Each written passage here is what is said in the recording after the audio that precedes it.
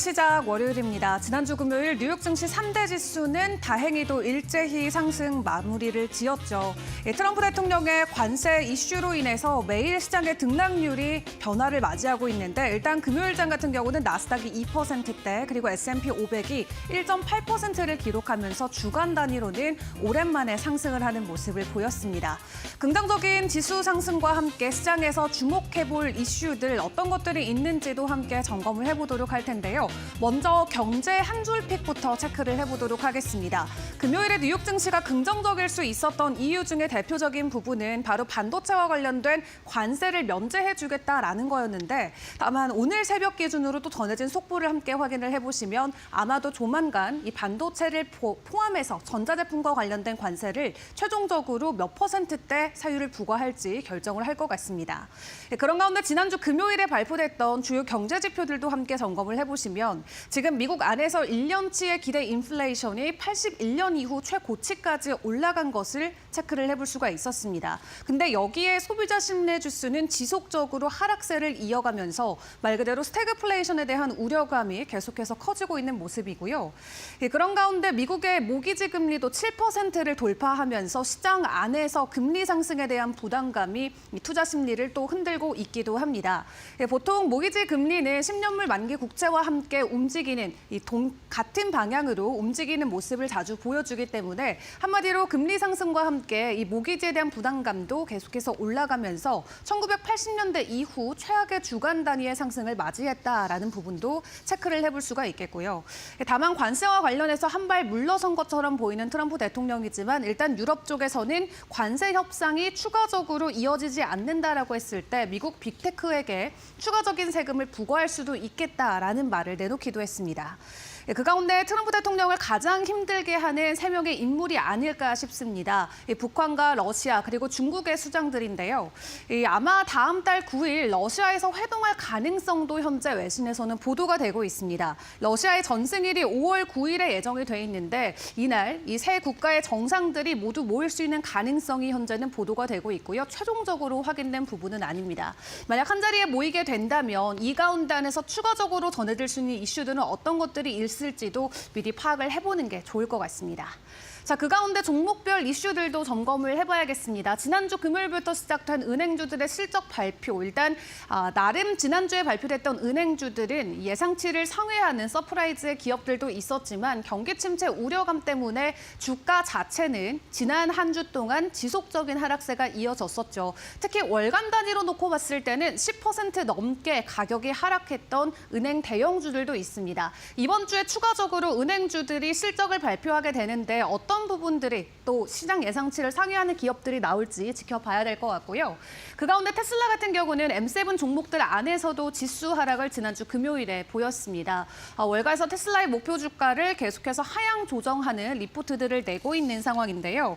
일단 테슬라 같은 경우는 UBS가 기존의 $225의 목표 주가를 $190까지 하향 조정을 했고요. 그리고 골드만삭스 같은 경우도 추가적인 가격 조정을 내놨는데 실적에 대한 우려감이 현재 주가에는 그대로 반영이 되고 있는 모습입니다.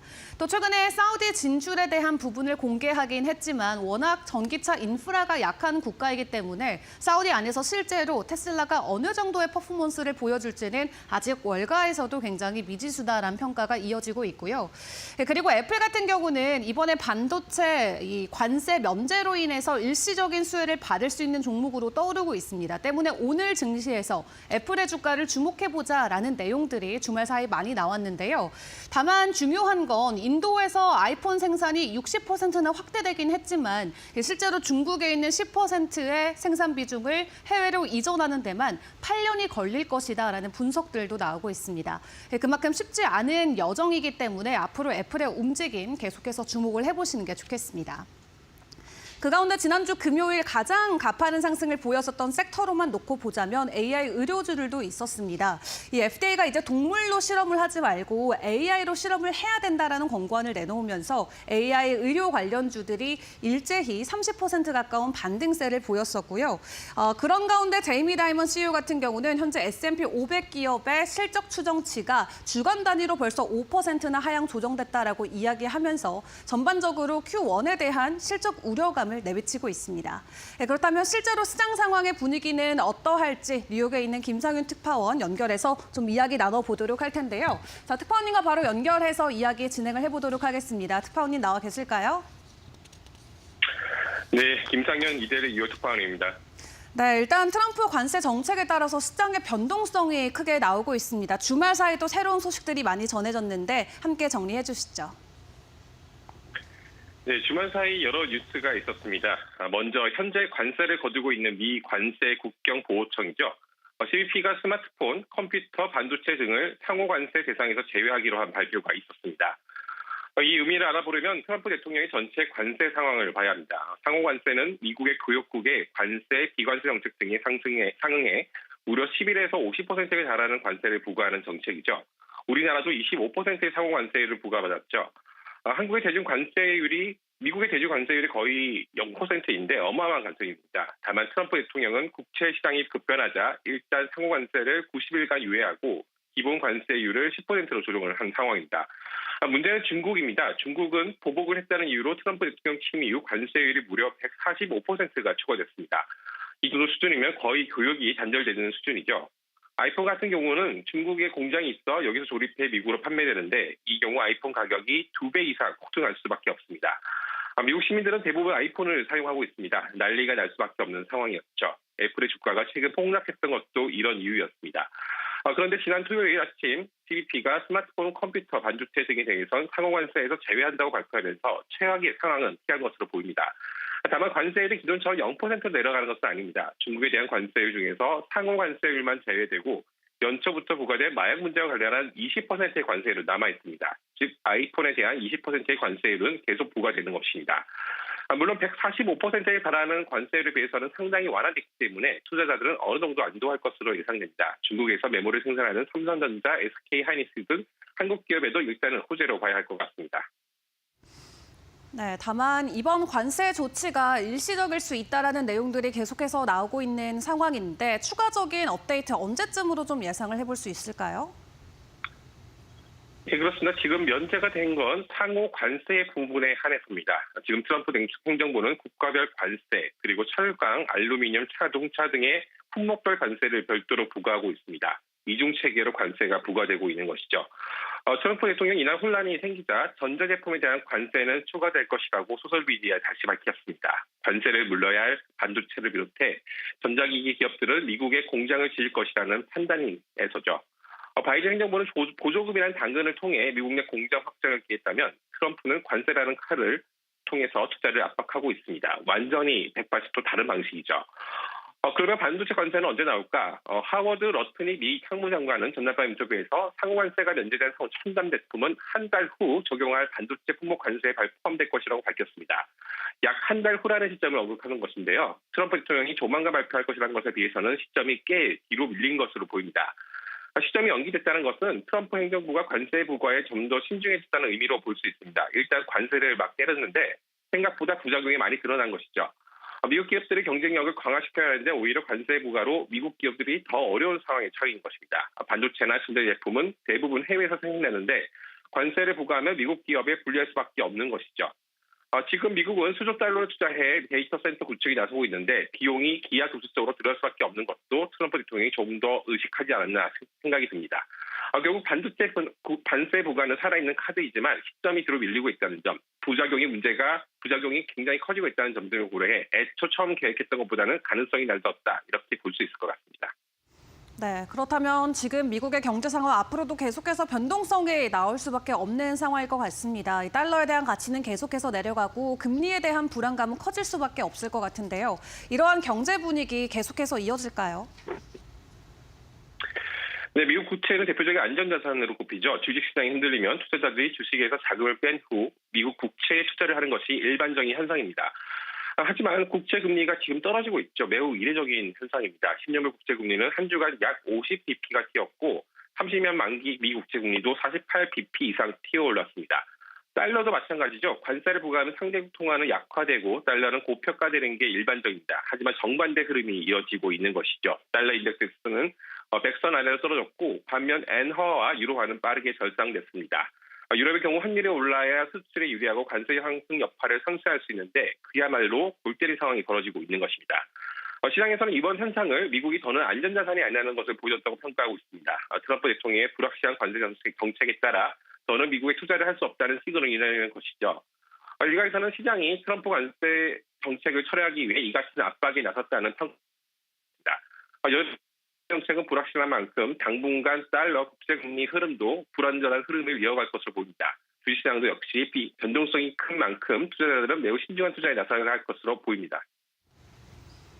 네, 감사합니다. 지금까지 김상윤 이데일리 뉴욕 특파원과 함께했습니다. 수고하셨습니다. 네, 감사합니다.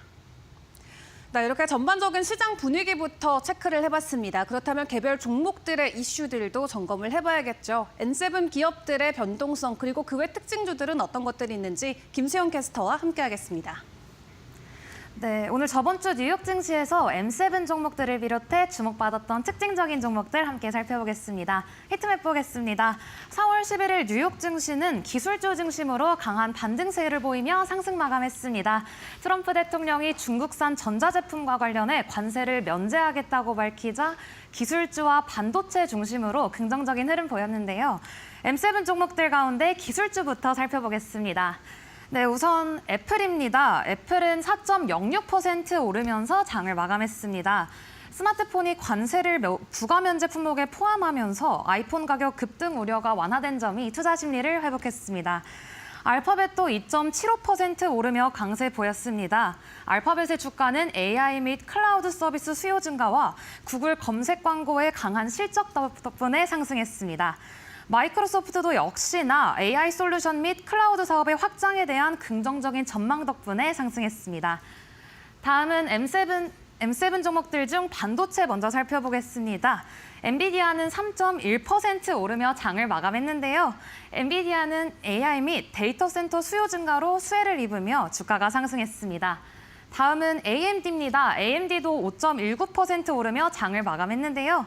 인텔과의 가격 경쟁 우려 속에서 제품 경쟁력을 부각하면서 상승 마감했습니다. 마지막으로 브로드컴입니다. 브로드컴 5.5% 상승했습니다. 긍정적인 실적 발표와 5G 및 데이터 센터 수요 증가가 브로드컴의 주가 상승을 이끌었습니다. 네, 다음은 금융주 살펴보겠습니다. 지난주 금요일 금융주들이 실적 발표를 발표하면서 진행하면서 주가의 변동성이 있었습니다. JP모건 체이스 3.98% 상승했는데요. 1분기 순이익과 주당 순이익 모두 시장 예상을 상회했습니다. 또 다음으로 모건 스탠리 보겠습니다. 1.39% 올랐습니다. 투자은행 부문 수익 51% 증가로 실적 호조 보였습니다. 다음으로는 웰스파고입니다. 0.9% 하락했는데요. 순이자 수익 감소에 대한 우려와 상업용 부동산 대출 부실 우려로 인해 하락 마감했습니다. 이번에는 소비재 및 헬스케어주 위주로 살펴보겠습니다. 변동성이 큰 이런 시장 흐름 속에서 필수 소비재주가 상대적으로 강세 보였는데요. 월마트부터 보겠습니다. 2.38% 올랐습니다. 견조한 실적과 소비자 지출 증가가 주가 상승을 이끌었으며 안정적인 소비자 수요가 긍정적인 영향을 미쳤습니다. 다음은 유나이티드 헬스 0.85% 올랐습니다. 메디케어 프로그램의 확장과 안정적인 실적 발표가 주가 상승 요인으로 작용했습니다. 코카콜라는 0.95% 올랐는데요. 안정적인 실적과 배당 수익률이 주가 상승을 이끌었고 특히 이렇게 시장이 혼란스러운 가운데 밸류에이션이 상승하며 긍정적인 흐름 보였습니다. 다음은 금강업체주 살펴보겠습니다. 네, 금강업체주 지난주에 일제히 올랐고요. 다음에는 제약주 살펴보겠습니다. 리커전 파마슈티컬스 27.38% 상승하면서 급등했습니다. 림프종 치료제 임상 시작과 함께 AI 기반 동물 테스트 대체 발표로 인해서 대폭 상승했고요. 또 다음 세르타라 22.83% 상승했습니다. 새 바이오 시뮬레이션 출시와 의약품 개발 혁신 발표로 인해 긍정적인 상승 흐름 나타났습니다. 마지막으로 바이오헵은 2.86% 상승했습니다. 신경계 질환 치료제 개발에 대한 기대감과 임원 자사주 매입이 주가 상승을 이끌었습니다. 지금까지 저번 주 장에서 M7 종목들과 그 외 특징주 함께 살펴봤습니다. 다음은 오늘 꼭 알아야 할 이슈 5개를 살펴보는 머스노우 5 넘어가겠습니다.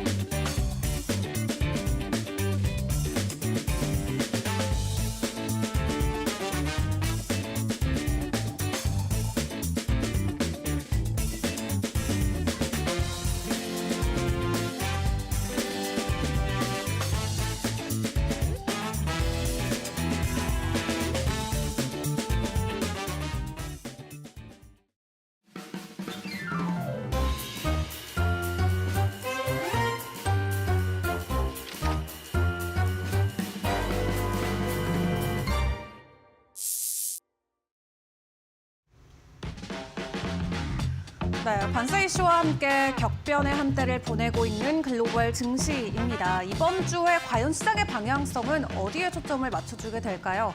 지난주 금요일에 발표됐었던 주요 경제 지표들 먼저 점검을 해보고 관세와 관련된 추가 내용들까지 모두 살펴드리도록 하겠습니다. 일단 지난주 금요일에 발표됐던 경제 지표 함께 확인을 해보시면 사실 소비자들의 투자 심리가 급격하게 악화되고 있는 모습을 체크를 해볼 수가 있었습니다. 또 여기에 기대 인플레이션 같은 경우도 1980년대 이후 최고치를 기록한 게 체크가 됐죠. 이에 따라서 금융시장이나 기업 실적 전망도 불확실성이 확대되고 있는 상황인데요. 미시간대가 발표한 4월 소비자 심리지수 잠정치가 50.8로 전월 대비 무려 10.9%나 하락을 했습니다. 시장 예상치를 크게 밑도는 수치가 나왔고요. 이게 전년 동월과 비교하면 무려 34%나 급락한 수치입니다. 특히 인플레이션에 대한 우려감도 뚜렷해지고 있는 상황인데 소비자들이 예상한 향후 1년 인플레이션율은 6.7%로 1981년 11월 이후 최고치까지 올라간 상황입니다. 모든 계층에서 소비자 심리가 악화됐다라고 미시간대 조사 책임자가 이야기를 했고요. 경기 침체를 암시하는 다양한 경고 신호들이 포착되고 있다라고 평가했습니다.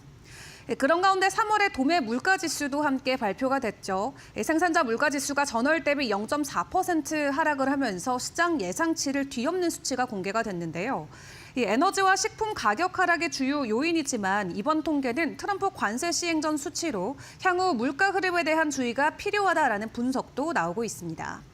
상품 가격 또한 23년 10월 이후 가장 큰 폭으로 하락을 했고요. 근원 PPI도 0.1% 감소했습니다.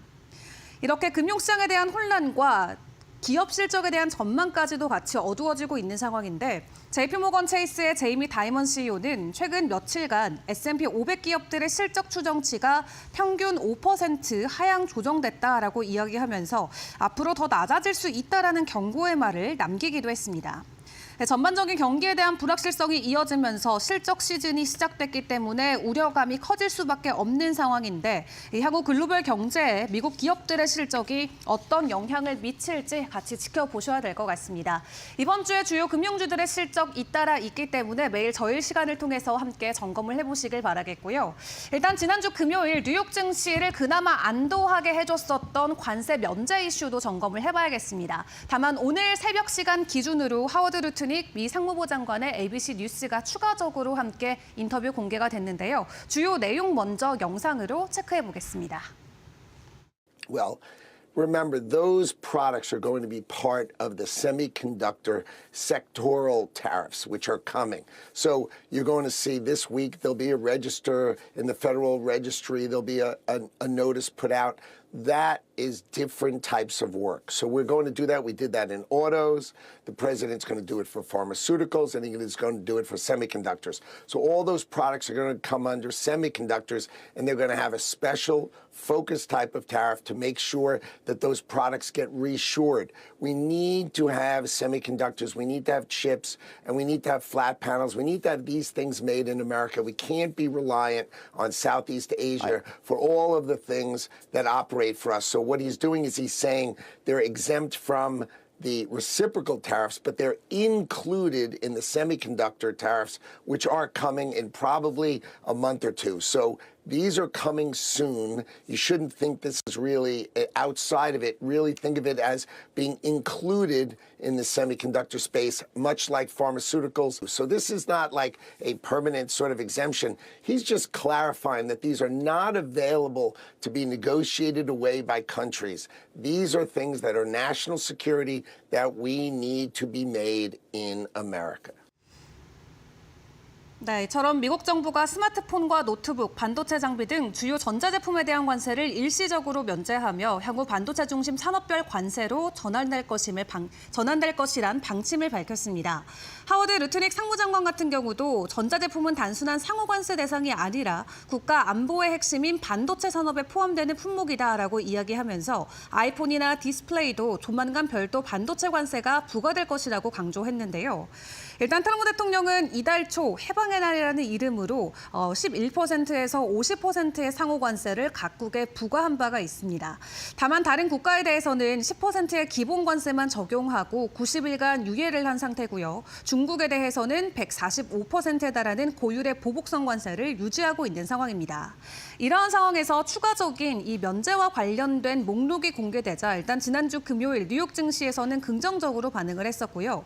미국 세관 국경보호청은 스마트폰이나 노트북, 하드브리드나 그리고 컴퓨터용 CPU, GPU, 메모리칩, 반도체 제조 장비 등을 상호관세 부과 대상에서 제외한다라고 공식적으로 발표를 했습니다.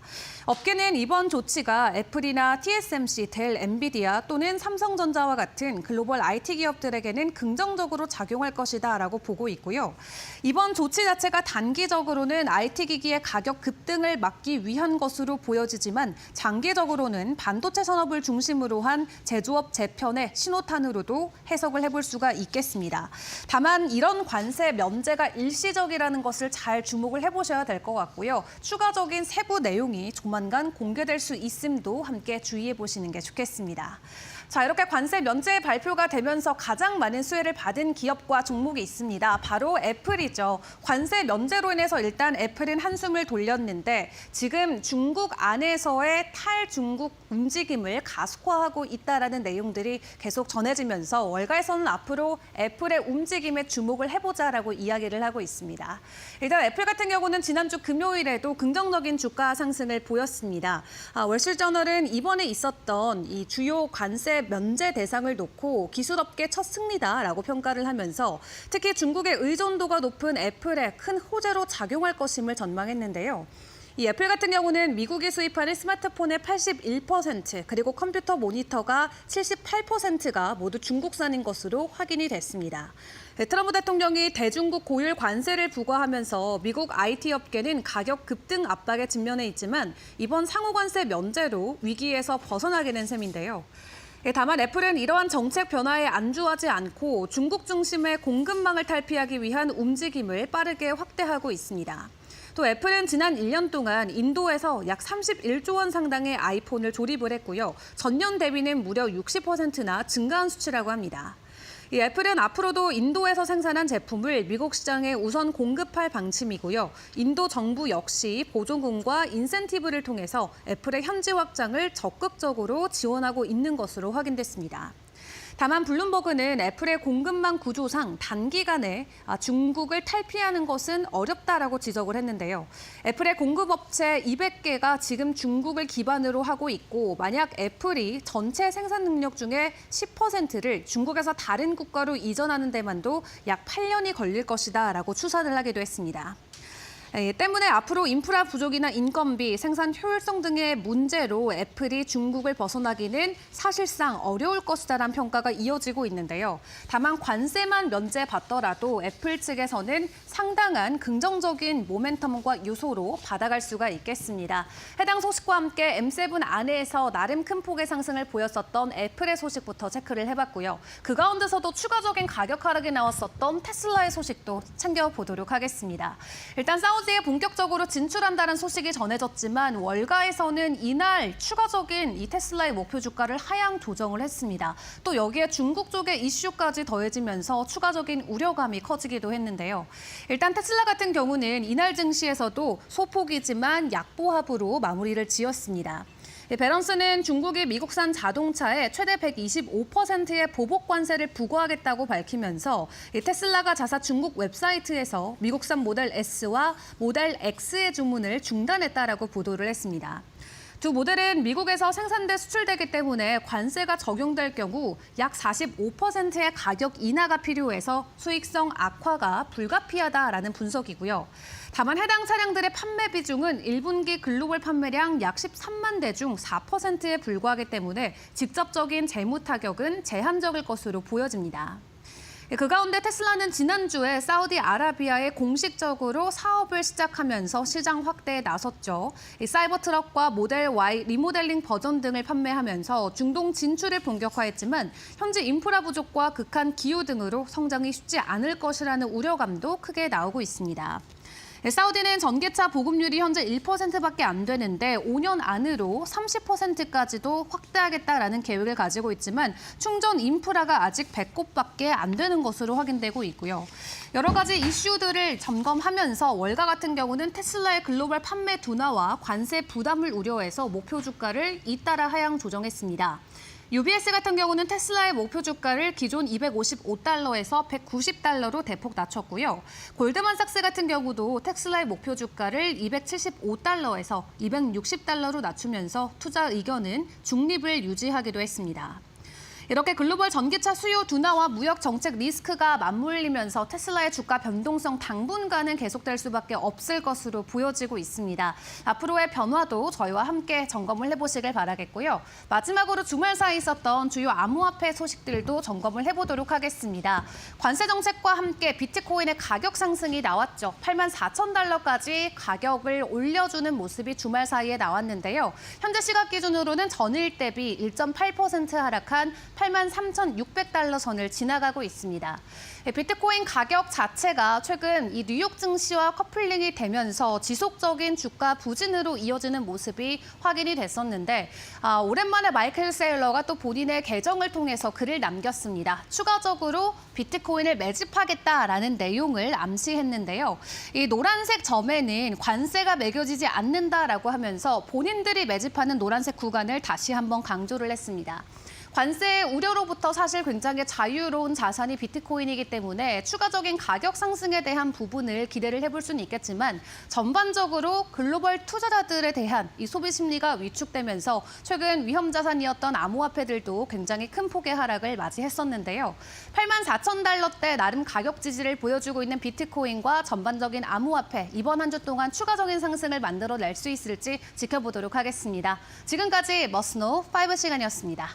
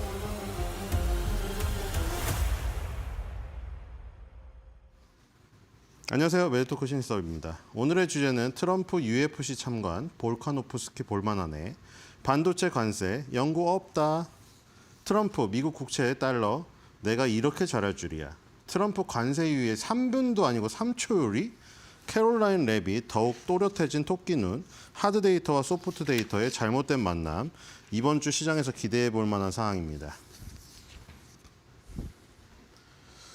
자, 트럼프는 정말 UFC를 참 좋아하네요. 그렇죠?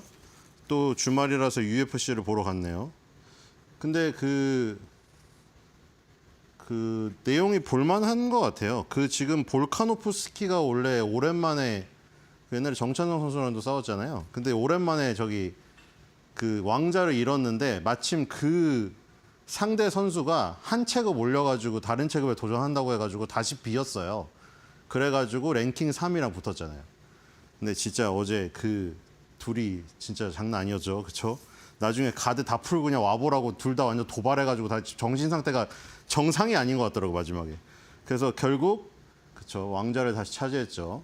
자 이제 손녀 카이 트럼프와 함께 등장하는 모습. 자기가 무슨 저기 나가나요 UFC? 표정 왜 이래요? 자기가 저기 하는 줄 알았어요. 자 UFC 공식 인스타그램 계정에서 올렸죠. 꼭 가야 될 장소였다. 자 옆에 일론 머스크 있고요. 아들 또 데리고 나왔네요, 그렇죠? 아들 또 데리고 나왔고 저 아들을 가장 사랑하는 것 같아요 지금, 그렇죠? 아들 딸이 너무 많아가지고. 자 그다음에 이제 조 로건 나왔죠. 그 막내 아들 베런이 꼭 나가라고 했던, 그렇죠? 이거 무시해서 해리스 떨어진 겁니다 이거, 그렇죠? 조 로건한테 우리 쪽으로 와라. 그리고 난 1시간만 편집된 걸로 하겠다. 이런 자세를 보이는 사람이랑 3시간을 오줌도 안 싸고 인터뷰를 하는 사람이랑 누가 표를 주겠어요, 젊은 유권자들이. 그 젊은 유권자들이 완전히 쏠려버렸죠. 자, 그 다음에 이제 볼카노프스키 드디어 우승했죠. 이게 우승하자마자 트럼프가 저기서 박수를 치는 모습이고. 그렇죠? 앨런 머스크 위에는 또 그때 똑같죠. 백악관에서 하던 거랑. 이 목마를 엄청 좋아하는 것 같아요, 이 얘기가. 자, 목마를 타고 있는 모습이고요. 어제는 또 노란 넥타이를 메고 왔습니다. 그렇죠? 빨간 넥타이 안 맸고요. 자, 그리고 지금 노란 넥타이 메고 있죠? 지금 마이애미에서 열린 경기 보러 가기 전에 에어포스원에서 요즘에 항상 이 문에서 인터뷰하죠. 그래서 지금 반도체 관세 관련해서 월요일 날 현지 시간 14일로 구체적으로 말씀드리겠다고 그 얘기를 하고 UFC를 보러 갔습니다. 그렇죠? 이제 이 얘기가 나오겠죠. 지금 다들 이거 주목하고 있죠, 지금. 자, 근데 이제 트럼프 대통령이 오늘 발표하기 전에 이 그 루트닉 상무장관이 나와가지고 이 일요일 ABC 뉴스에서 힌트를 줬습니다. 상호 관세는 면제되지만 한두 달 정도 걸릴 것으로 예상되는 반도체 관세에는 포함되어 있다. 그러니까 지금 그 애플 때문에 문제가 됐다고 지금 다들 얘기하고 있는 거 아니에요, 애플? 지금 애플이 아이폰의 생산 기지를 다 미국으로 올리면 사실 아이폰 아이맥 가격이 천정부지로 오르기 때문에 아무리 애플의 충성도가 높다고 하더라도 이 애플 아이폰이 500만 원 하면 사기가 좀 그래요. 그렇죠? 이전 모델 그냥 쓰겠죠, 일단. 왜냐하면 지금 폭스콘이라는 회사가 가장 많이 만들고 있는데 그게 중국의 기지가 가장 많이 있잖아요.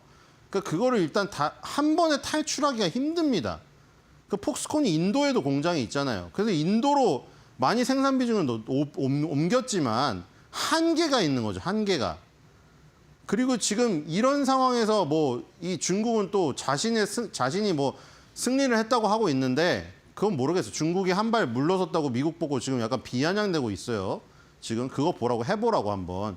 생산 기지가 그렇게 우리나라에 많이 있는데 너네 만약에 관세 매기면은 너네 나라에서 문제 생긴다. 그래서 시진핑이 안 나서고 있는 거잖아요. 트럼프는 그게 자존심이 세서 그렇다고 하고 있고. 자, 그리고 이제 영구적인 면제와 같은 것이 아니라고 못 박았습니다. 그렇죠? 반도체랑 이런 것들이 영구적인 면제가 아니란 거. 그러니까 지금 또 애매해졌죠. 지금 뭐 그 휴대폰, 반도체 뭐 이런 거 해가지고 삼성전자 다행이다. 이 얘기 했는데 영구적인 게 아니고 반도체는 또 따로 부과하겠다고 지금 얘기를 했습니다. 자, 미국은 지금 이제 무시를 할 것이라고 했는데 125%에서 멈췄죠. 여기서 400%, 500% 하더라도 자기는 멈출 거라고 했습니다.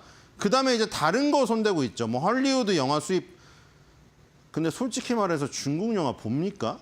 그 지금 중국 사람들도 지금 어벤져스라든가 주라기 공원 보고 싶어서 미치잖아요.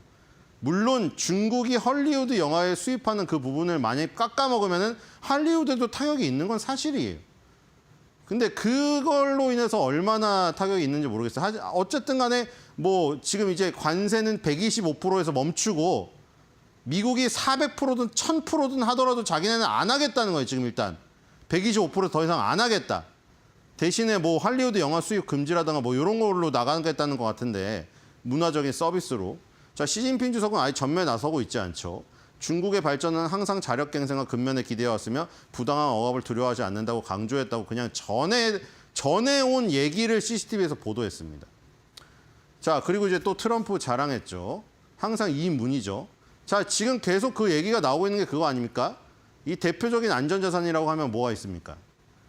최강대국, 세계 최강대국이 보장하는 채권. 그렇죠? 채권자들은 얼마나 마음이 놓이겠어요. 최강대국 미국이 망할 리가 없으니 안정적인 이자를 타먹으면 되니까. 그렇죠? 근데 이 지금 미국의 채권이 금리가 오른다. 금리랑 가격은 반대니까 가격이 폭락한다는 거잖아요. 그러니까 미국의 채권이 흔들리고 있다. 그다음에 또 안전자산 뭐예요? 미국의 달러. 옛날에 로마가 왜 무너졌습니까? 로마가 망한 이유는 칼로 무너진 게 아니라 미국의 로마의 금화가 완전히 화폐 가치가 폭락해서 무너졌어요. 그러니까 국력이 쇠락하면 무너지는 거죠. 근데 하지만 미국은 최강대국이죠. 그러니까 미국의 달러나 미국의 채권은 어떤 일이 있어도 가장 안전한 자산이죠. 그리고 또 금이 있죠. 근데 그 세 가지가 약간 상성의 관계가 있잖아요. 지금 금은 최고 가격이죠. 그러니까 미국의 달러나 채권 가격은 떨어지고 있는데 금 가격은 최고치로 오르고 있으니 대표적인 안전자산인 미국의 달러와 채권이 흔들리고 있다는 거 아니에요, 지금? 얘기 나오는 게. 그리고 그게 뭐 중국이 뭐 채권을 많이 갖고 있는 걸 팔아가지고 지금 이 변동이 생겼다. 근데 뭐 트럼프가 채권 시장 문제를 아주 빠르게 해결했대요. 자기도 이렇게 자기가 잘할지 몰랐답니다. 자차인지 뭔지 모르겠는데. 자, 그리고 이제 국무회의를 주재했죠. 자, 투명하게 모두 공개를 다 이렇게 해버립니다. 모든 내용이 다 나가버려요. 그렇죠? 이 세상 투명한 정부라고 주장하고 있잖아요. 이것 때문에 캐롤라인 레빗 대변인이 맨날 자, 우리는 국무회의 각 그 수장이 뭐 자기가 한 일을 다 말하고 있다. 그리고 트럼프랑 나바로랑 둘이 막 다투고 싸우는 거. 우린 그거 공개한다 다. 이렇게 투명한 정보가 어딨냐. 바이든은 자기 고령의 건강검진까지 속이면서 건강 문제 숨기지 않았느냐. 뭐 이 얘기를 하고 있는 거예요. 자, 그래서 이제 하루에 우리는 20억 달러를 관세로 벌고 있다 지금. 자랑을 했습니다. 근데 인플레이션이 없다. 인플레이션이 없다는 거예요. 그러니까 비농업 취업자 수는 예상 상회고 인플레이션은 예상 하회고. 야, 이거 연준이 맨날 그렇게 골머리 썩히면서 너네 고민하는 내가 물가 안정과 최대 고용 두 마리 토끼를 잡아놨는데 연준 너네 뭐하니? 계속 이 얘기예요 지금. 자, 인플레이션 보고서. 그러니까 미국은 여전히 투자하기 좋은 것이. 야, 자, 여기 나왔습니다. 재무부 장관한테 이제 주가에 대해서도 물어보고 채권에 대해서도 물어보잖아요. 그래서 채권 시장 해결됐다. 이제 재무부 장관의 이야기를 듣고 트럼프는 아까 그 더 자신감이 생기는 거예요. 내가 해결했다. 나가서 이제 내가 해결했다고 하는 거죠. 그렇죠? 자, 그리고 이제 이런 것들을 지금 하라고 하는 것은 내가 압도적인 지지로 당선되었기 때문에 그렇죠? 이미 이런 권한을 준 거다. 그렇죠? 자, 그리고 이제 민주당이 이제 드디어 나오죠. 자, 90일로 알고 있었는데 제가 대통령과 얘기를 못했다. 미국 무역 대표부 대표가 여기 앉아서 논의하는 줄 알게 됐다. 그래가지고 이 스티븐 호스포드 하원 의원이 화를 냈습니다. 당신은 3초 전에 알았다. 90일 연기 그거 말하는 거예요. 중국 다 빼고 10% 베이스 관세만 부과하고 90일 동안 상호 관세를 연기해주겠다고 발표한 거를 무역 대표부라는 사람이 어떻게 3초 전에 트위터라고 표현을 했는데 X죠. 이분이 잘못 말했는데 X에다가 올린 거를 보고 그걸 어떻게 아느냐 이거죠. 그러니까 트럼프는 즉흥적인 사람이고 당신한테 통보도 안 하고 자기 마음대로 얘기하는 사람이다 이거죠. 자, 근데 이제 트럼프는 이제 또 하원 저 아까 하원 청문회예요. 근데 또 하필이면 이제 공화당 하원 저기 가서 여기서 바로 키스 마이 S 그걸 한 거 아닙니까 지금? 키스 마이 S라고 했는데도 불구하고 75개국이 자기한테 수그리고 있다며. 그래서 그들의 돈을 갈취해야 된다고 했죠 이 자리에서. 자, 그래서 민주당의 지지율은 사상 최저치로 떨어졌습니다. 현재 26%입니다. 물론 트럼프가 말하는 것이 자, 어떤 걸 따왔는지는 알아서 판단하셔야 돼요. 그렇죠? 트럼프가 자기한테 유리한 걸 따왔겠죠. 자, 그리고 이제 캐롤라인 레빗 대변인 얘기 안 할 수가 없죠. 이번에 킬링 포인트가 너무 많기 때문에 빼먹을 게 없어요. 자, 일단 자기 인스타에다가 이렇게 올렸죠. 이 사진을. 보스에게 브리핑을 하고 있다. 이렇게 가리고 이제 브리핑을 하고 있죠. 자, 트럼프의 입인 만큼 가장 밀접한 관계가 있는 것이죠. 자, 지금 중요한 질문이 너무 많이 나왔습니다. 자, 항상 금요일 마지막 마무리하고 다음 주 월요일 날 뵈하고 나가죠. 헬로 에블베데 하고. 자, 시진핑과 좋은 관계를 맺고 있다고 하는데 왜 먼저 전화 안 하냐 이거죠. 기자가 이런 질문을 했거든요. 아니, 트럼프랑 시진핑이랑 좋은 관계를 맺고 있다고 하고 협상을 하면 될 거를 왜 트럼프는 먼저 전화하면 끝나는데 왜 안 하냐? 그렇죠? 왜 안 하냐? 그러면 미국 국민한테 옳은 것이 도대체 뭐냐? 즉시 전화를 걸으면 되는 거 아니냐고. 그렇죠? 근데 지금 이런 말을 했습니다. 75개국 이상이 미국 행정부에 즉시 전화를 걸어서 이러고 있는데 왜 중국한테 우리가 전화를 걸어야 돼? 이거예요. 근데 너넨 전화 먼저 안 하네? 자존심이 왜 이렇게 세지? 이러고 있는 거예요. 다른 나라들은 다 수그리고 전화를 먼저 하는데 왜 우리가 전화를 해야 돼? 이겁니다. 물론 중국도 그렇게 생각했죠. 다른 75개국처럼 중국은 수그리지 않으니까요. 자, 그럼 이제 기자가 또 질문했습니다. 중국이 여기서 먼저 움직일 때까지 기다리고 있는 것입니까? 여기서 확답을 피했습니다. 진행 중이거나 진행되지 않을 수 있는 의사소통에 대해서는 내가 먼저 말하지 않는다. 대신에 이런 거 말할 수 있다. 세계 각국에서 전화가 끊기지 않는다. 그리고 이제 또 다른 남자 기자가 또 질문합니다. 그러면은 그 많은 동맹국들이 그 전화를 하고 있다. 그거 사실이라고 칩시다. 근데 뭐 공개석상에서 그 얘기는 안 했지만 아까 공개석상에서 키스마이 에스마 이런 모욕적인 표현까지 썼잖아요. 동맹국인데 동맹국이라 해놓고 캐나다, 멕시코는 물론이거니와 세계 전부다. 그럼 이제 무역 전쟁에서 중국을 고립시켜야 되는데 그럼 동맹국한테 그렇게 막 모욕적인 말도 하고 전화 그냥 기다리고 앉아 있는데 과연 중국을 고립시키기 위해서 협력을 할 것 같느냐? 그렇죠? 그랬더니 이건 다른 거 하고요. 그랬더니 뭐라고 말했냐면은 그들이 우리 시장을 필요로 하기 때문이다라고 말을 했어요. 그리고 아까 전에 스콧 베산트가 채권 시장 면밀히 주시하고 있다. 그렇기 때문에 뭐 해결됐다 뭐 이거고요. 대신에 이제 CPI 보고서 인플레이션 또 얘기했습니다. CPI 보고서 봐라. 소비자 물가가 인플레이션이 크게 하락을 했는데 이게 도대체 무슨 관세가 무슨 뭐 물가에 영향을 미친다는 게 있느냐 이거죠. 자, 그리고 소비자 물가에 이어서 이제 PPI가 또 발표가 됐죠. 원래는 수입 물가가 도매 물가에 반영되고 도매 물가가 소비자 물가에 반영되는데 발표는 CPI가 먼저 돼요. 자, 근데 PPI가 발표가 됐죠. PPI가 발표가 됐는데 마이너스 0.4 전달 대비 예상치 하회 나왔습니다. 자, 그다음에 미시간 대학교 그 잠정치 항상 주말에 나오잖아요. 자, 50.8 나왔는데 50.8은 2022년도 이후에 최저치입니다. 지금 여기 완전 급락했죠, 지금. 76대에서 바로 50대로 20 정도가 급락을 했어요. 자, 그럼 이거 또 갈려서 나죠. 또 갈려서. 지금 뭐죠? 이거는 하드 데이터, 이거는 소프트 데이터, 이거 설문조사죠. 이거를 당연히 질문을 했어요. 자, 먼저 요것부터 보죠. 일단 지금 그 기대 인플레이션, 단기 인플레이션이라고 할 수 있는 다음의 인플레이션 기대치, 그다음에 5년, 10년의 기대치 이거를 하잖아요. 근데 다음에 기대치가 지금 6.7이 나왔는데 6.7 수치를 찾으려면은 저기 1980년을 가야 됩니다. 자, 그래서 언론에는 우리나라 언론 얘기하는 거예요. 우리나라 언론에는 대대적으로 타이틀이 뭐라고 나왔냐면은 미국 최악의 경기 해가지고 1980년대 이후 최악의 뭐 기대 인플레이션이라고 나왔거든요. 그래서 말은 맞아요. 말은 맞는데 자, 지금 그렇게 하면은 미국 경제 망한 거잖아요. 그렇죠? 자, 일단 6.7 나왔고 5년, 10년 인플레이션도 4.4니까 이것도 1990년을 가야 이게 있어요. 지금.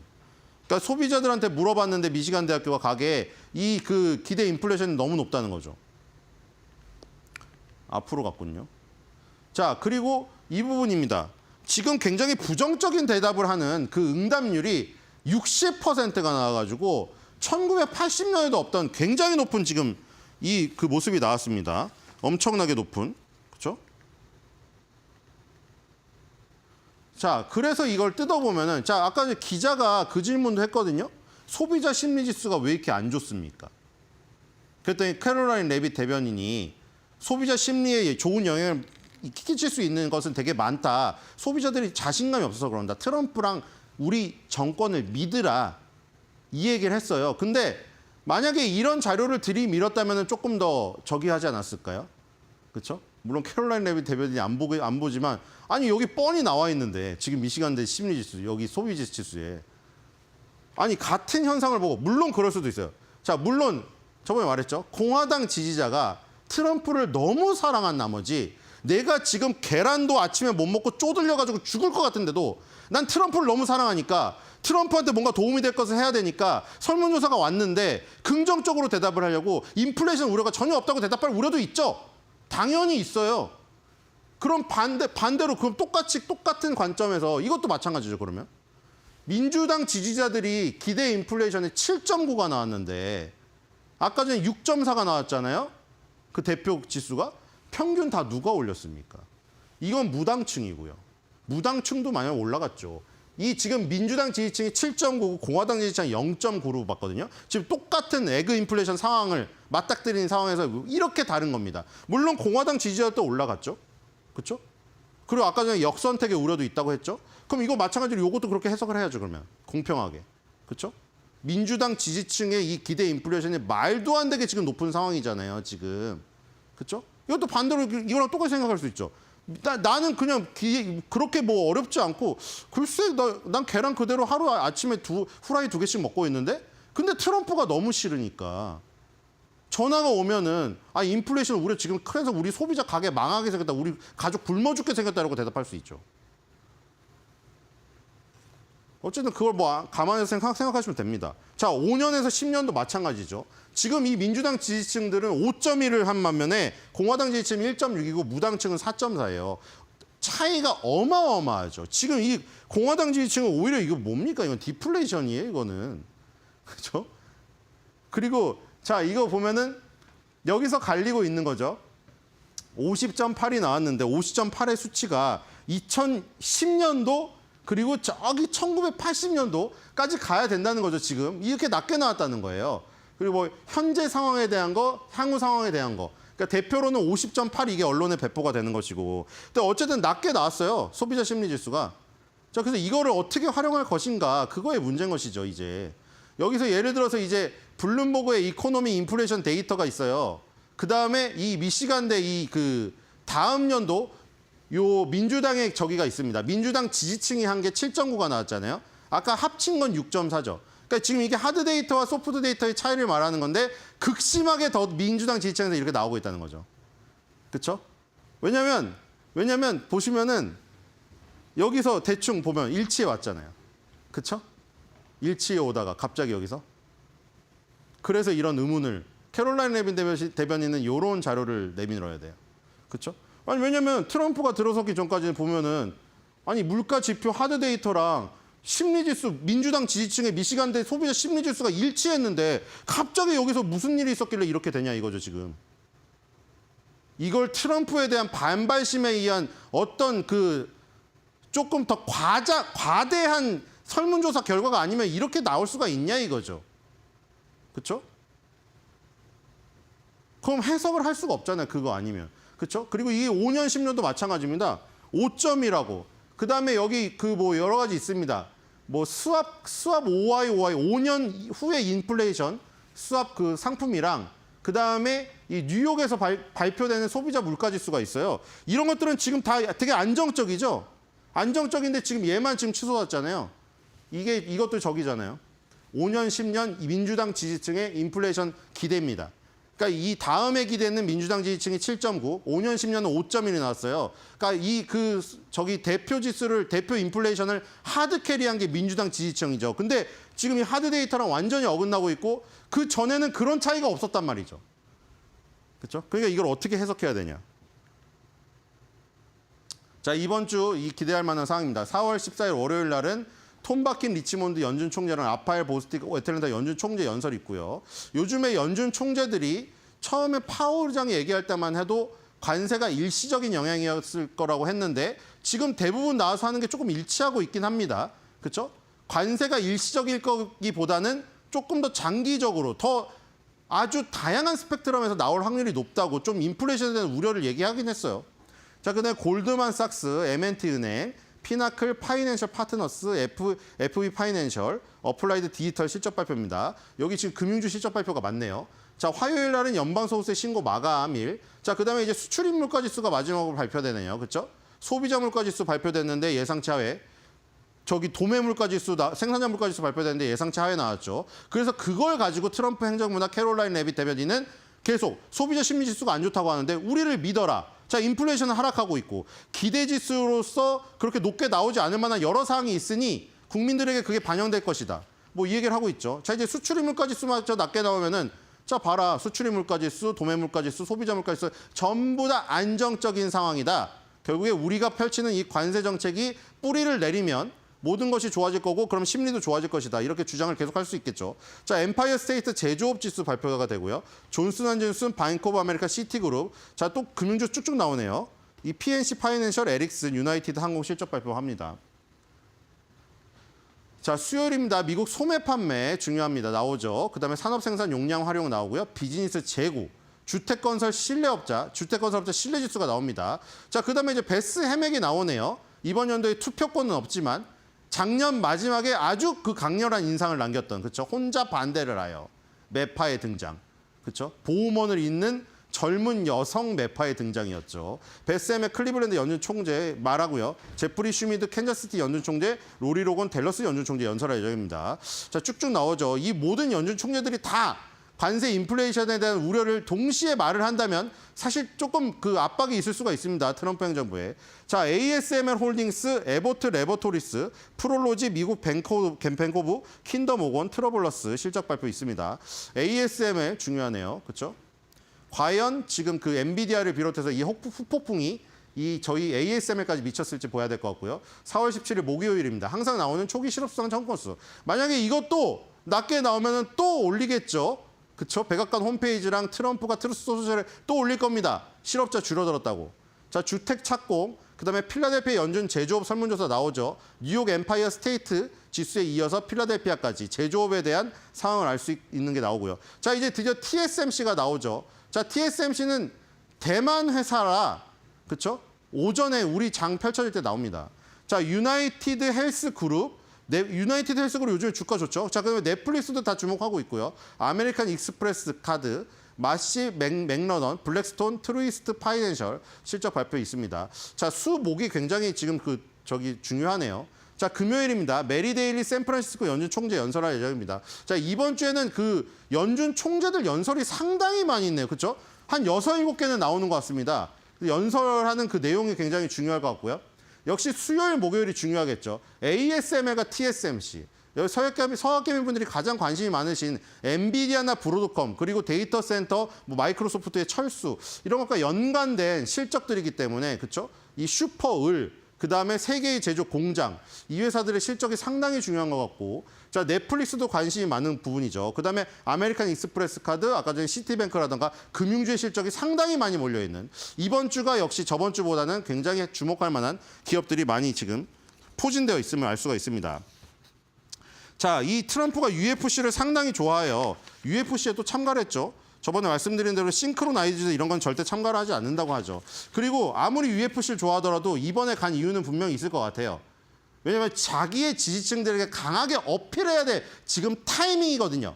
언론에서 계속 흔들고 있고 뭐 탄핵 어쩌고 하기 때문에 아까 말한 미시간대 소비자 심리지수에 나타난 그 내용, 그거를 반영해서 물론 알고 있을 수도 있어요. 그렇기 때문에 지지층에게 더욱더 호소를 해야 될 때다. 그래야 공화당 지지층의 아까 기대 인플레이션이 올라가지 않고 나오겠죠.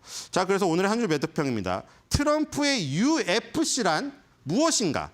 U, 우린, F, 파이트, C, 차이나와.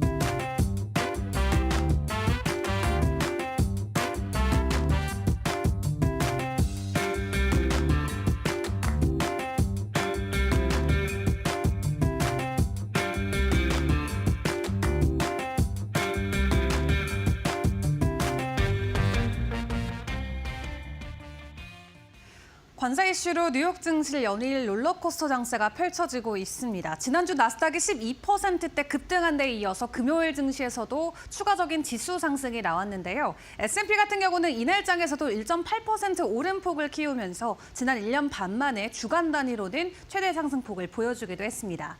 나스닥이 그 가운데서도 가장 가파른 지수 상승을 보였죠. 2%대 지수 상승이 나왔는데 그 가운데 있는 빅테크들의 종목들을 보면 사실 엇갈리는 모습들이 나오긴 했습니다.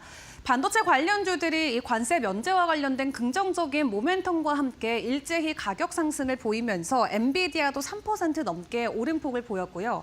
다만 테슬라 같은 경우는 이날장에서도 이 약보합권의 마무리를 지었습니다. 현재 관세 이슈로 인해서 중국에서 일부, 미국에서 제조되는 차량 라인 일부가 판매가 어려운 것으로 확인이 되면서 이 주가 하락에 힘을 보태기도 했고요. 그리고 이날 월가에서는 다시 한번 테슬라의 목표 주가를 하향 조정하는 리포트가 2개나 나오기도 했습니다. 현재 주가보다도 더 낮은 테슬라의 목표 주가가 월가에서 계속 제기가 되면서 앞으로 실적에 대한 우려감이 주가에는 크게 부담이 되고 있는 상황이고요. 그런 가운데 달러 인덱스는 이제 99선까지 내려갔습니다. 이날 증시에서도 1%대 지수 하락을 보였고요. 10년물 국채금리는 계속해서 주간 단위의 상승을 보이고 있죠. 어느덧 4.5%까지 올라와 있는 상황입니다.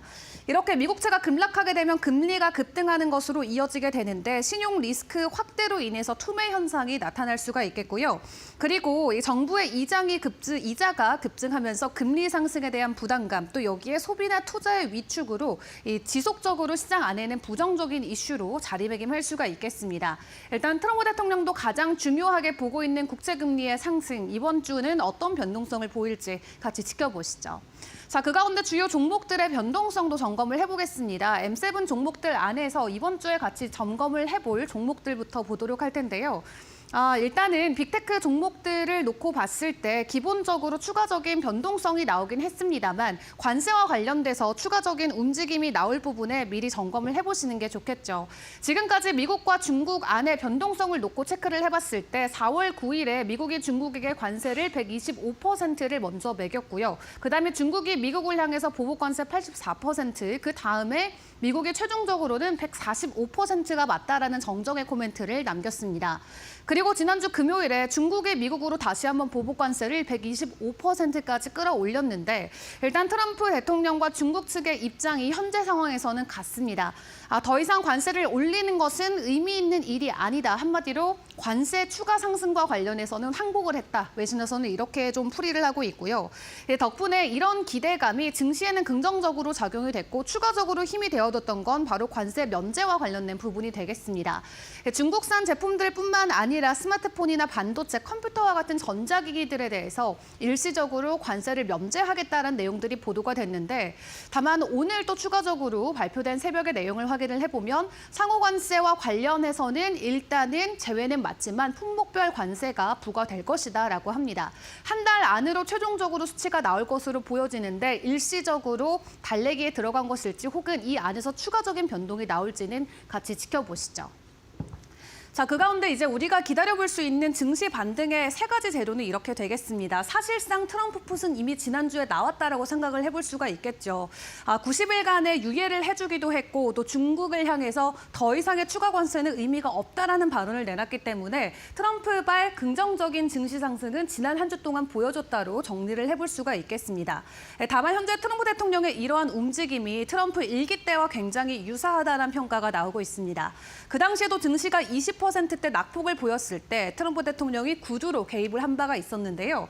지난 2019년 5월에도 관세를 다시 한번 재개하겠다라고 이야기하면서 8월 돼서는 추가 관세를 매기기까지 했습니다.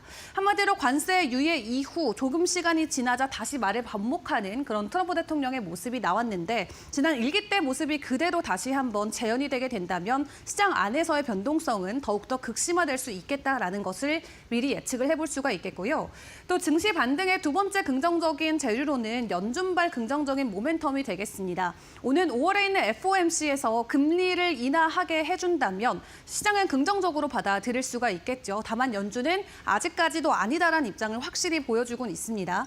다만 트럼프 대통령이 5월에는 금리 인하를 해라라고 지속적인 압박을 가하고 있기 때문에 연준이 어떤 결정을 내려주냐에 따라서 증시의 방향성이 크게 엇갈릴 수가 있겠고요. 마지막으로는 이번 1분기의 실적이 되겠습니다. 특히 그 가운데서도 빅테크 종목들의 실적이 굉장히 중요한데 4월 말부터 5월 중순까지 쭉 실적 발표가 있습니다. 그 가운데 빅테크 종목들의 움직임도 계속해서 체크를 해보시죠.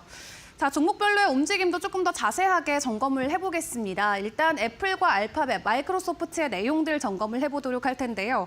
애플 같은 경우는 4%대 상승을 보였습니다. 일단 일시적으로 관세 면제와 관련돼서 긍정적인 부분이 체크가 되기는 했는데 일단 미국과 중국 그 사이 안에서의 변동성이 애플 주가에는 지속적인 불확실성으로 작용될 것으로 보여지고요. 일시적으로 4%대 급등은 보였지만 간밤 상무부 장관이 추가적으로 면세 조치가 아예 없는 것은 아니다라고 발언을 한 부분이 오늘 증시에는 어떻게 작용될지도 지켜봐야겠습니다. 자, 알파벳도 보겠습니다. 알파벳도 2.7%대 상승을 보였죠. 클라우드와 관련돼서 수요 증가가 이어지고 있다라는 부분에서 추가적인 주가 상승을 보였고요. 마이크로소프트도 확인을 해보시면 알파벳과 유사한 내용이었습니다. 이 알파벳도 1.9%대 오름폭을 보이면서 클라우드 사업 확장과 관련된 기대감을 가져가는 모습이 이날 증시에서도 포착이 됐습니다. 반도체 관련주들의 변동성 가장 좋았다고 봐도 무방하겠죠. 엔비디아가 3.5%대 상승을 보였고요. AMD나 브로드컴도 일제히 오름폭을 보였습니다. 다만 5%대 반등을 보였던 브로드컴 같은 경우는 대규모의 자사주 매입 소식까지 함께 가지고 왔죠. 최대 100억 달러까지 자사주 매입 소식이 전해지면서 이날 증시에서는 5%대 강한 반등이 나왔습니다. 그리고 일시적으로 이 현재 중국과 미국의 반도체 관련 규제안들이 약간은 느슨해지는 분위기가 이어지면서 이날 증시에서 강하게 반등이 나왔는데 오늘 증시 안에서의 변동성은 주의를 해보시는 게 좋겠습니다. 마지막으로 금융주도 점검을 해보겠습니다. 지난주부터 실적 발표가 이어지고 있는데 웰스파고만 현재 지난주 금요일에 하락으로 마무리를 지었습니다. 실적이 매출이 예상 가이던스를 하회하면서 앞으로에 대한 이 순이자 수익 감소까지 이어졌기 때문인데요.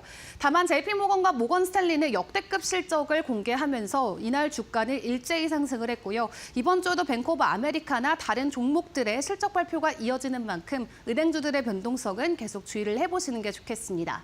자, 그럼 마지막으로 이번 한 주에 대한 주요 일정들까지 점검을 해보겠습니다. 일단 오늘 새벽에는 여는 소비자 기대 인플레이션 수치 발표가 되고요. 은행주 중에서는 골드만삭스의 실적이 준비가 돼 있습니다.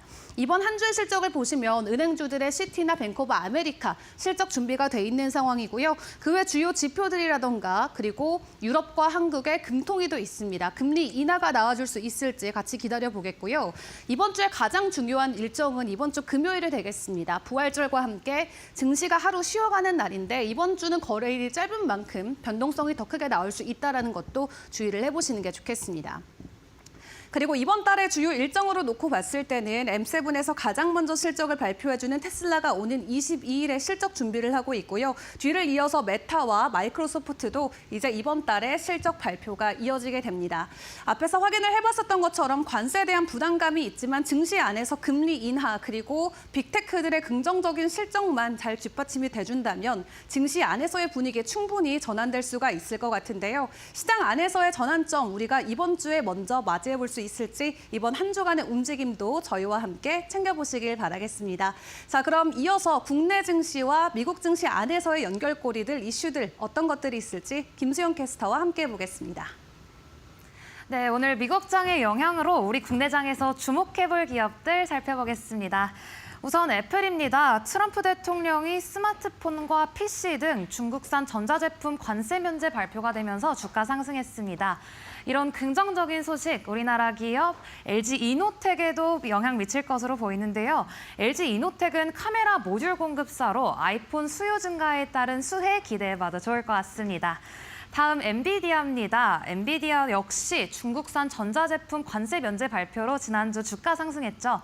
또 AI 및 데이터 센터 수요 증가로 수혜를 입었는데요. 이런 수혜, 우리나라 기업은 어디로 이어질지 살펴보겠습니다. 우리나라 기업 SK 하이닉스의 수혜를 입을 것으로 보이는데요. 엔비디아 AI 수요 폭증에 맞춰서 HBM이 수혜 볼 것으로 보입니다. 네, 다음 브로드컴입니다. 브로드컴은 긍정적인 실적 발표와 더불어서 5G 및 데이터 센터 수요 증가로 주가 상승했습니다. 이로 인해서 오늘 장에서 우리나라 기업 한미반도체 주목해봐도 좋을 것 같습니다.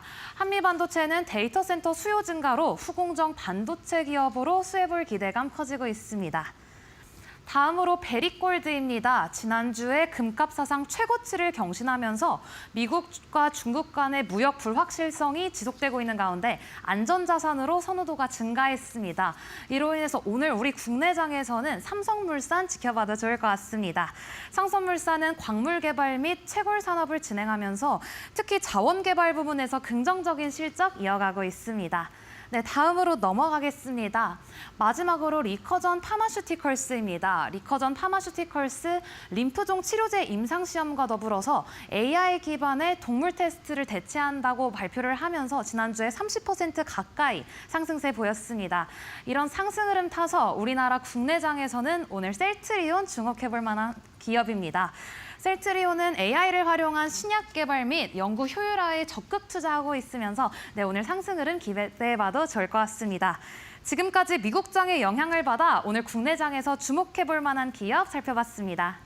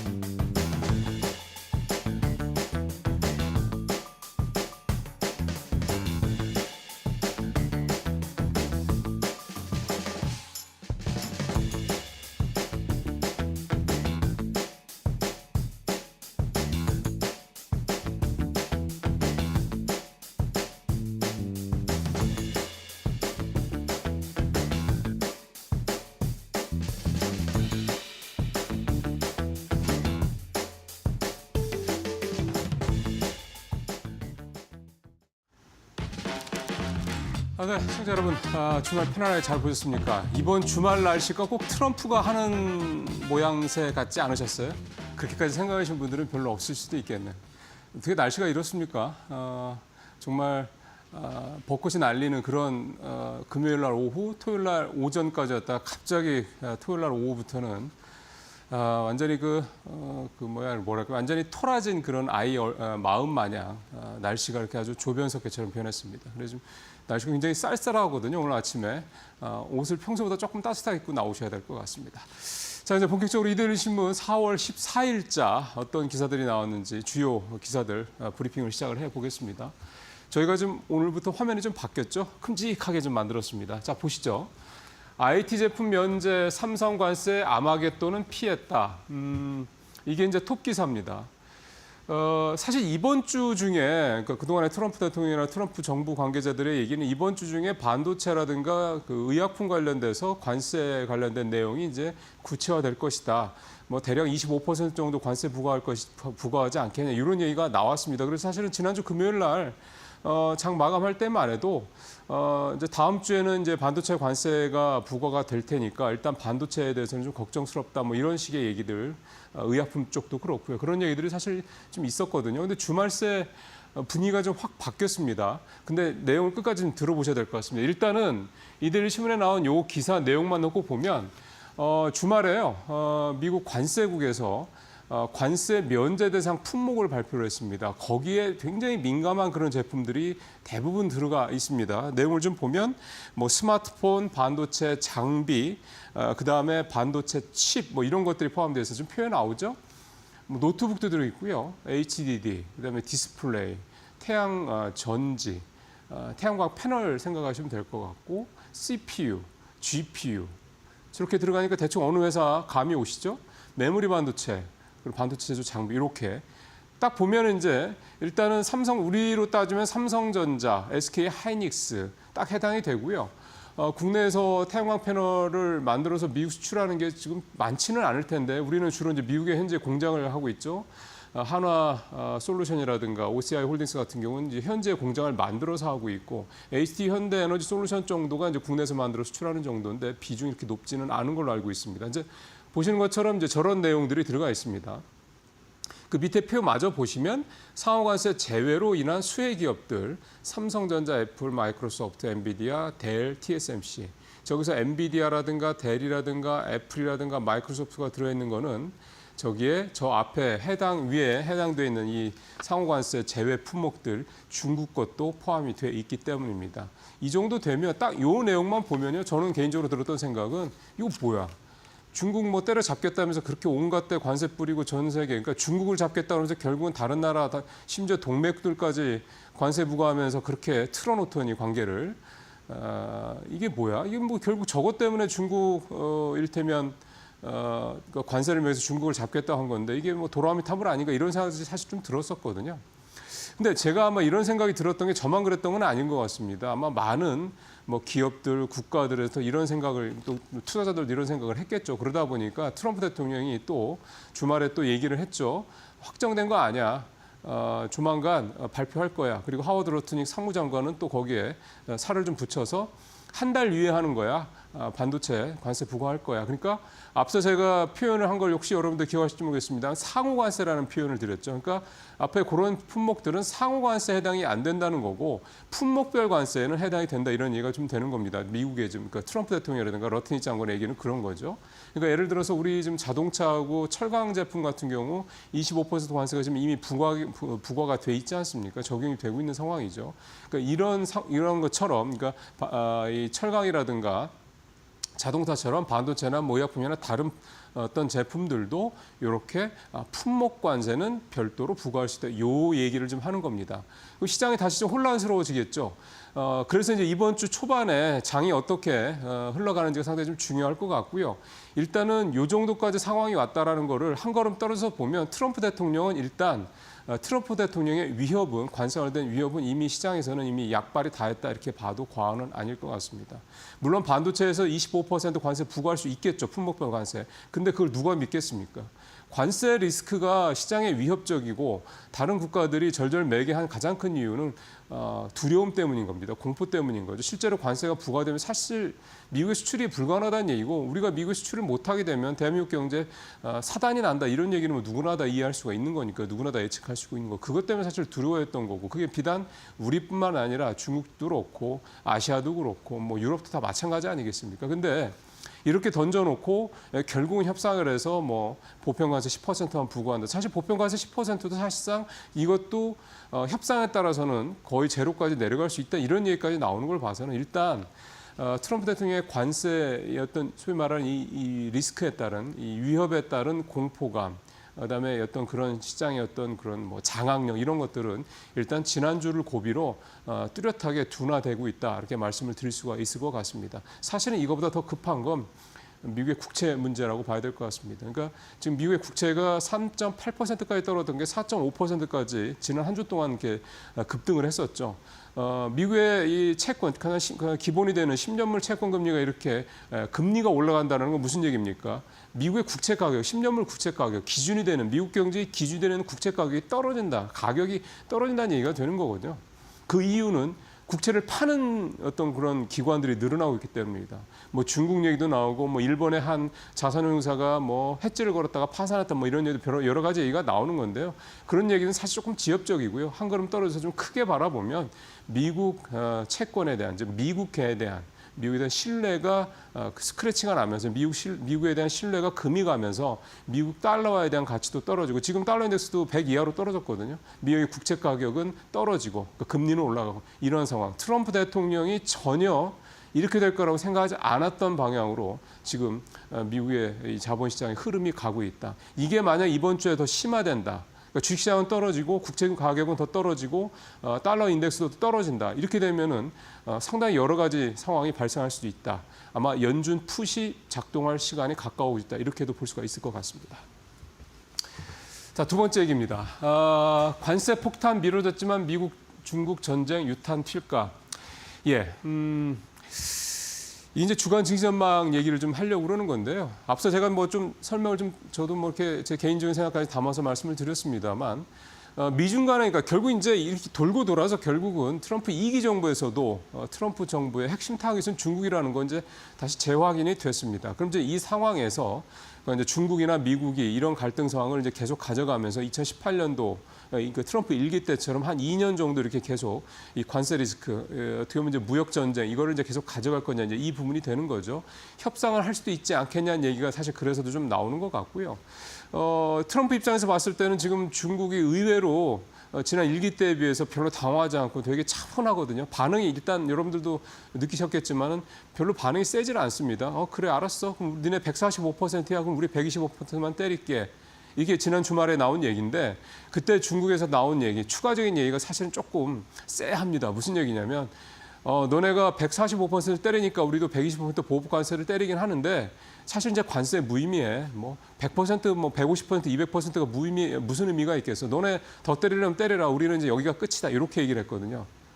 이렇게 되면은 싸움을 트럼프가 걸기는 했는데 싸움의 상대방이죠. 상대방이 별로 그렇게 싸우고 싶지 않다라는 겁니다. 너네 뭐 수는 다 뻔히 보이니까 우리 그냥 적당히 할래? 이 정도 이런 식으로 나온다는 거죠. 이것도 역시 또 트럼프 행정부를 당황시킬 수밖에 없는 그런 내용이 좀 될 것 같은데요. 어쨌든 지난주까지 우리 시장은 뭐 잘 아시는 것처럼 이 트럼프 대통령의 관세 이 롤러코스터 때문에 이 롤러코스터 어떤 언행이죠. 이런 것들 때문에 급등락을 했습니다. 그래서 코스피가 1.3% 떨어져서 3주 연속 하락세를 이어갔고요. 아시는 것처럼 코스피 2,300선도 좀 5개월 만, 1년 5개월 만에 좀 무너지기도 했고요. 여기에 가장 큰 역할을 하는 건 역시 여기 외국인 순매도라고 볼 수가 있겠습니다.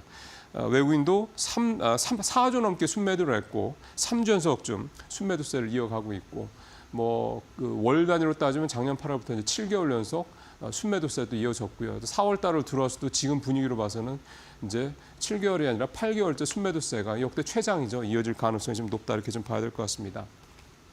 앞서 제가 연준푼 얘기를 잠깐 했었는데요. 수전 콜린스 보스턴 연은 총재가 주말새 했던 얘기가 그래서 시장에서 되게 좀 일종의 안전판 역할이 될 것이다라고 기대감을 좀 가지고 있는 대목입니다. 무슨 얘기냐면 이제 일단 포커스인 국채 시장을 들어 얘기는 한 건데 지금 국채 시장에 상당히 이런 분위기 조금 더 이제 표현을 하자면 이 발작적 이런 분위기 대해서 우리 연준 잘 알고 있어. 근데 너네도 잘 알잖아. 연준이 과거 금융위기 이후 얘기입니다. 2015년도에 이제 이를테면 2011년, 12년 그때 남유럽 재정 위기 때, 그 다음에 2015년도에 중국발 위기 때, 그 다음에 2020년 팬데믹 때, 그리고 지금 이번 트럼프 관세 리스크 때까지 그동안의 시장 상황이 좀 위험할 때마다 결국 연준은 뭔가를 했었어. 항상 무슨 대책을 내놓았고 그게 시장에 먹혀서 시장이 안정돼서 지난 10년 동안 미국 시장이 이렇게까지 계속 우상향을 했던 거야. 그러니 이번에도 걱정하지 마. 국제시장이 발작을 일으키던 트럼프가 관세 가지고 장난을 치다가 뭐가 잘못되든 결국은 연준이 커버해 줄 거야. 라는 이건 이제 제 해석입니다. 제 뇌피셜인데 이런 식의 얘기를 했습니다. 미국 국채발 리스크에 대해서 우리 대비 다 돼 있다. 이 한마디가 사실 지난주 뉴욕 시장이 장 초반에 급락했을 때 끌어올렸던 이유가 되기도 한 거고요. 결국 이제 이 얘기를 이제 우리는 조금 확대 해석을 하면 리스크가 발생할 여지는 굉장히 높다. 하지만 결국 이번에도 연준이 어떤 대응 조치를 할 거고 그게 뭐 시장에서 먹혀서 시장이 안정을 찾을 수 있을 것이다. 이렇게 좀 이해를 하고 시장이 최악의 소위 말하는 앞서 이제 아마겟돈 표현도 썼습니다만 아마겟돈으로 가는 상황은 이번에도 연준이 막아줄 것이다. 이런 기대감을 가질 법한 짧지만 굉장히 임팩트 있는 그런 얘기였습니다. 자, 그다음에 이제 이 증권 면으로 가보도록 하겠습니다. 반도체 사는 개미 파는 외인 누가 없을까? 앞서 지난주에 외국인이 4조 원 넘게 순매도했다 말씀을 드렸는데 역시 매도의 주체는 가장 많은 매도를 했던 종목은 이번에는 SK하이닉스 그다음에 삼성전자 이렇게 두 반도체 관련 주들이었습니다. 사실 반도체가 우리나라 시장에 차지하는 비중을 감안할 때 삼성전자나 SK하이닉스 두 종목을 계속해서 판다고 그랬을 때 지수가 올라가는 건 사실상 거의 힘들죠.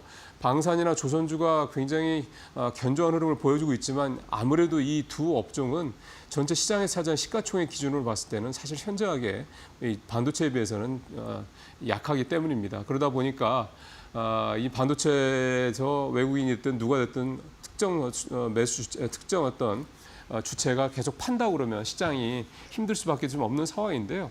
자, 그렇다면 외국인이 이렇게 파는데 개인은 왜 살까요? 개인이 반도체를 사는 이유는 결국 이제 좋아질 것이라는 기대감 아니겠습니까? 삼성전자 같은 경우 개인이 1조 6천억, 그다음에 하이닉스 같은 경우 개인이 1조 5천억, 그러니까 두 종목을 3조가 넘게 이렇게 샀던 건데요. 일단 지난번 삼성전자 1분기 실적에서도 우리가 봤던 것처럼 괜찮을 것 같다는 생각이 좀 들죠. 그다음에 지금 레거시 쪽, 그러니까 범용 반도체 쪽에 D램도 그렇고 낸드도 그렇고 가격이 계속 좀 오르고 있고 특히 낸드가 더 강한 모습을 보이고 있습니다만 이런 상황이 나오다 보니까 삼성전자 1분기에도 6.6조 영업이익 기록을 해서 컨센서스를 근 2조 원 가까이 뛰어넘는 그런 모습을 좀 보이기도 했고요. 또 그 이후에 이제 일테면 시적 가이던스도 그러니까 2분기나 그 이후의 가이던스도 나쁘지 않았습니다. 그런 것들이 좀 작용을 하고 있다 좀 봐야 될 것 같고요. 뭐 SK하이닉스야 뭐 지난주에도 뉴스가 나왔습니다만 삼성전자를 제치고 D램 분야 세계 1위 자리를 차지했고 또 그 뒤에 역시 HBM의 이 아주 강한 매수 수요가 좀 있는 상황이고 그러니까 이런 부분들까지 감안했을 때 일단 삼성전자, SK하이닉스 이 반도체주에 대한 개인들의 매수세가 과연 이제 정말로 결과로서도 이어질 수 있을지 좀 더 지켜봐야 되겠긴 합니다만 결국 지금의 어떻게 보면 시장은 결국 이렇게 개인의 순매수 덕분에 결국 버티고 있다 이렇게 봐도 과언이 아닐 것 같습니다. 자, 이제 마지막 얘기 좀 해보죠. 펀드와치 이제 시간을 살펴보겠습니다. 지난주 사실은 이제 ETF 상품 이제 사셨던 분들 뭐 계시겠지만 지난주 같은 경우 사실은 장이 워낙 안 좋았기 때문에 ETF 상품 수익률도 사실은 좀 기대하기가 쉽진 않을 것 같습니다. 실제로 제목에서 보시는 것처럼 모두 마이너스 수익률을 좀 기록을 했다. 이거는 이제 주식형 ETF 상품들을 얘기를 좀 하는 거고요. 자, 내용을 좀 더 자세히 보죠. 일단 표를 보시는 게 이제 바로 이해가 되실 것 같습니다. 지난주에 그래도 수익을 냈던 종목들을 보면 좀 의외입니다. 1등, 2등, 3등, 4등, 5등까지 1위부터 5위까지가 모두 2차 전지 관련된 소재를 담은 그런 ETF 상품들이 이제 다들 주가가 그 ETF 상품의 주가가 오르는 모습들을 보였는데요. 보시죠. 여기서 이제 오늘 좀 특별하게 좀 보셔야 될 거는 일주일 거 수익률만 보시는 게 아니라 평소에 제가 잘 말씀 안 드리던 1개월 또 연초 이것도 좀 같이 보시는 게 좋습니다. 일단 1위가 미래세 타이거 2차 전지 소재 이건데 자산액이 4,500으로 굉장히 크죠. 이게 지금 지난 일주일 동안 7.4%의 수익률을 플러스 수익률을 내서 가장 수익률을 높게 냈고요.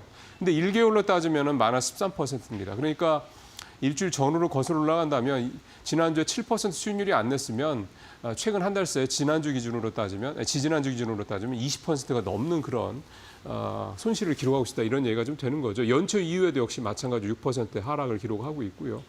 한국투자 에이스 포스코 이게 포스코 그룹 쪽은 올 상반기 올 1월 2월에 특히 2월이죠. 2월 3월에 포스코 홀딩스와 포스코 이 계열사들 주가가 많이 올랐습니다. 그래서 지금 그나마 1개월 수익률이 마이너스 9%, 연초 이후에는 그래도 16% 수익률을 내는 거고요. 일주일은 6.8%입니다. 삼성 코덱스 2차 전지 핵심 소재도 역시 6.3%. 그 다음 것도 5%대 이렇게 기록을 각각 했죠. 근데 보십시오. 특히 이제 삼성 코덱스 2차 전지 산업 레버리지, 이건 레버리지로 확실히 더 그렇겠습니다만 밑에 5번째도 그렇고요. 확실히 수익률이 더블이 되죠. 그 손실률이. 코덱스는 마이너스 30%, 미래세 것도 마이너스 30% 가까이 되고 있습니다. 연초 이후에도 20% 훨씬 넘는 그런 마이너스 손실률을 기록하고 있고요. 뭐 새삼스럽게 말씀을 다시 드립니다만 역시 레버리지가 얼마나 좀 위험한 이런 상품인지 잘 이제 아실 테고요. 어쨌든 이렇게 됐고요.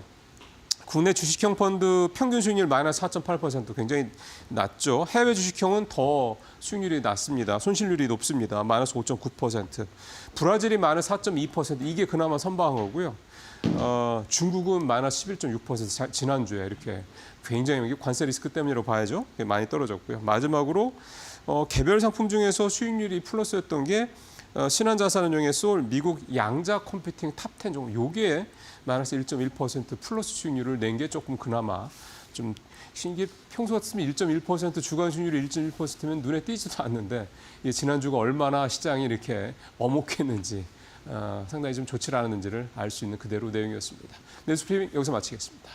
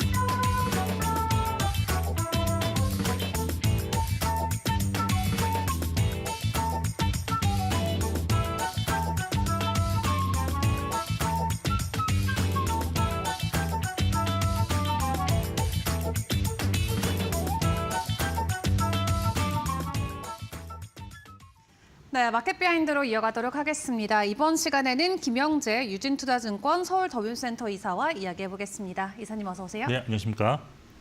자, 일단 지난 한 주간의 증시 이야기부터 좀 해봐야 될 것 같습니다. 월요일부터 금요일까지 연속 시세를 보여준 적이 하루도 없이 매일매일 핑퐁 장세가 이어졌었는데 그 가운데서 등락이 굉장히 컸었잖아요. 네네. 지난 한 주의 증시 어떻게 보셨나요? 네, 일단 지난주 같은 경우는 결과만 놓고 본다면 사실 그렇게 뭐 나쁘지는 않았습니다. 근데 이제 주 초반에 너무 크게 하락했다가 네. 거의 주 후반, 중반 이후부터 이제 상승하는 흐름으로 반전됐기 때문에 결과는 좋았는데 그렇지만 상당히 좀 힘들었던 장이었다라고 저는 개인적으로 생각하고 있고요. 코스피가 이제 1.3% 하락, 그리고 코스닥은 오히려 1.2% 반등을 했는데 근데 이제 미국 주식은 주 초반에 상당히 크게 하락했다가 이제 주중반 크게 상승하는 바람에 3대 지수 평균 보니까 한 6% 정도, 지수가 6% 정도 평균으로 상승해서 글로벌이 가장 강했다라고 보시면 될 것 같고요. 네. 환율 같은 경우는 지금 32.5원 하락해서 1,426원대 기록했는데 상당히 좀 낮아지는 추세가 다시 재현되고 있다 보시면 될 것 같고, 미국 10년물 국채금리가 이제 4.497%까지 반등했는데 이것이 결국은 트럼프 대통령이 상호 관세를 연기하는 그런 것으로 좀 이끌어낸 주역이 아니겠느냐라고 지금 보고 있고, 국제유가 WTI는 배럴당 61.5달러로 하락 후에 다시 반등에 성공하는 그런 모습을 보였습니다. 지난주 이슈가 이제 트럼프 대통령이 중국을 제외한 국가들의 어떤 상호 관세 정역을 90일 연기한다라는 것이 가장 큰 것이었는데, 그것 때문에 이제 글로벌 증시 반등에 성공했고, 그리고 이후에 나온 뭐 미국 3월 소비자 물가지수 예상보다 좀 낮게 나오면서 향후 연준의 금리 인하 결정에 좀 도움을 되지 않을까라고 보고 있는데, 관세 이슈에 묻혀서 사실 큰 이슈화는 되지 않았던 그런 뭐 이슈였습니다. 그리고 수급적으로 외국인이 지금 코스피 4조 1,000억 원 또 순매도했고, 코스닥도 이제 2,200억 순매도했는데, 종목으로 외국인은 코스피에서 이제 경기 방어주인 한국전력 400억, 그리고 SK텔레콤 210억 순매수했습니다. 그리고 삼성전자를 1조 2천억 순매도했고, SK하이닉스, 그다음에 현대차 순으로 순매도를 했습니다.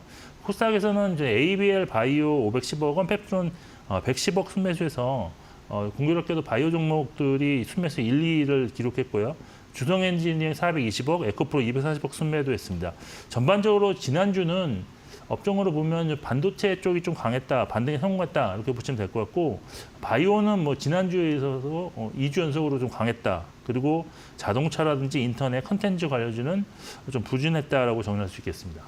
네, 좋습니다. 자, 이렇게 굉장히 급변하는 시장 안에서도 지난 한 주 국내 증시 나쁘지 않은 모습 보여줬다라고 이야기해 주시면서 업종별로 수급 동향까지 체크를 해주셨는데, 자, 그렇다면 이번 주는 어떤 흐름이 펼쳐질지 이게 가장 중요한 좀 관전 포인트가 될 것 같습니다. 이번 주를 알기 위해서는 주간 주요 일정들을 같이 체크를 해봐야 될 것 같은데요. 뭐 금통위도 있지만 미국 쪽에서의 주요 일정들도 있잖아요. 어떤 것들 주목하고 계세요? 네, 일단 뭐 이번 주는 시장이 이제 반등의 연장선이 초반에는 나타날 것으로 보고 있는데, 네.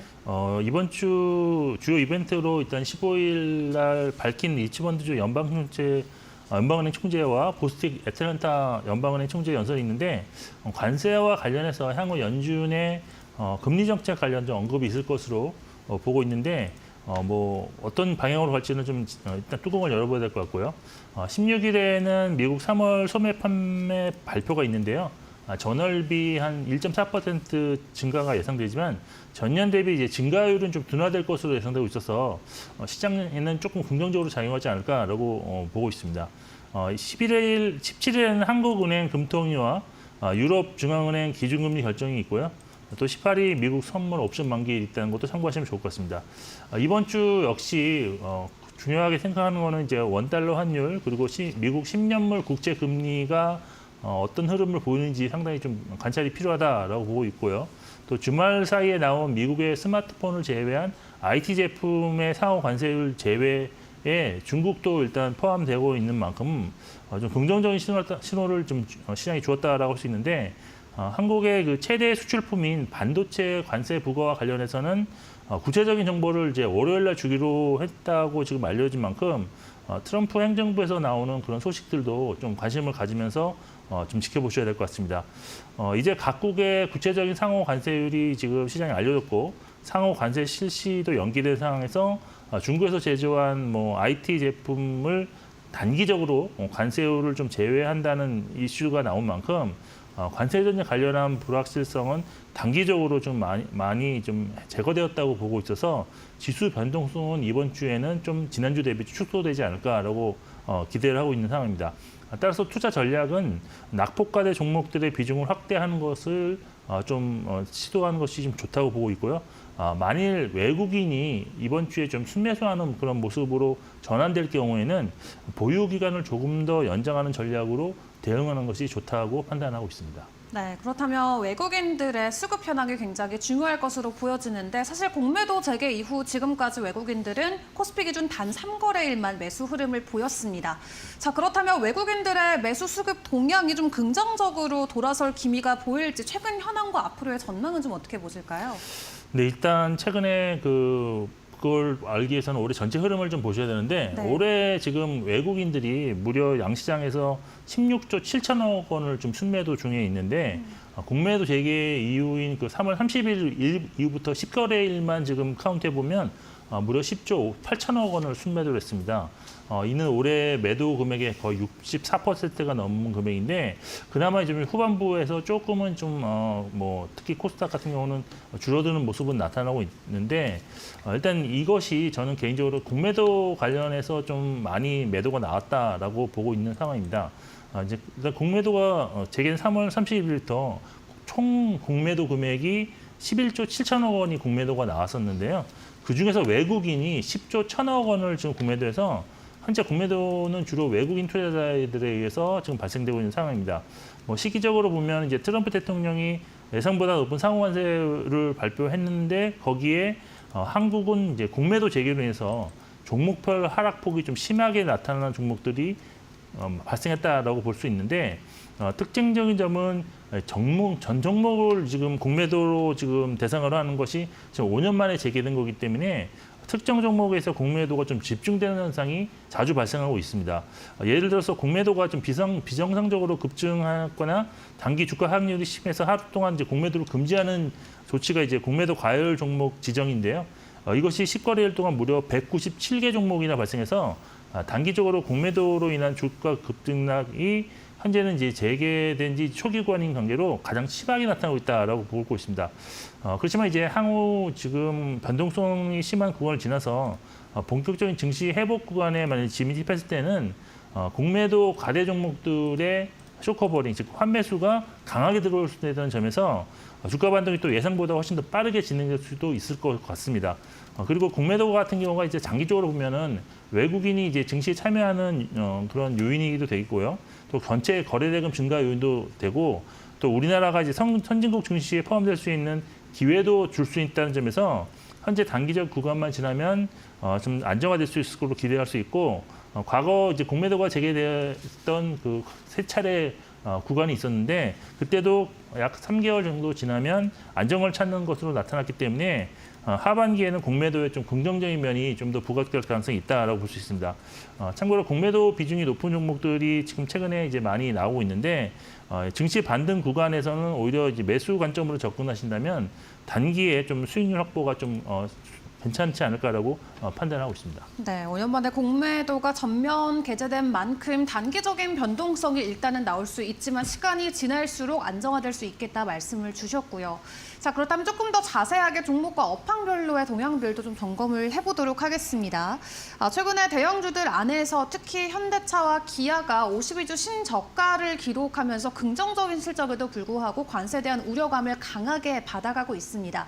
증권가에서도 목표 주가 줄 하향 리포트가 나오고 있기는 한데 앞으로의 전망을 어떻게 보실까요? 일단 결론적으로는 저는 뭐 추가적인 하락이 나타나더라도 크지는 않을 것이다라고 보고 있고 또 긍정적인 그런 재료들이 많이 지금 현재 포함을 하고 있기 때문에 네. 이런 재료들이 결국은 반영될 것으로 보고 있습니다. 올해 지금 현대차 주가가 지금 지난주까지 16.3% 하락했고요. 기아는 이제 18.6% 하락해서 두 종목 모두 지금 52주 신저가를 기록하고 있는 상황입니다. 특히 지난주에는 다른 대형주에 비해서 상대적 약세가 좀 심화되었다고 할 수가 있겠는데요.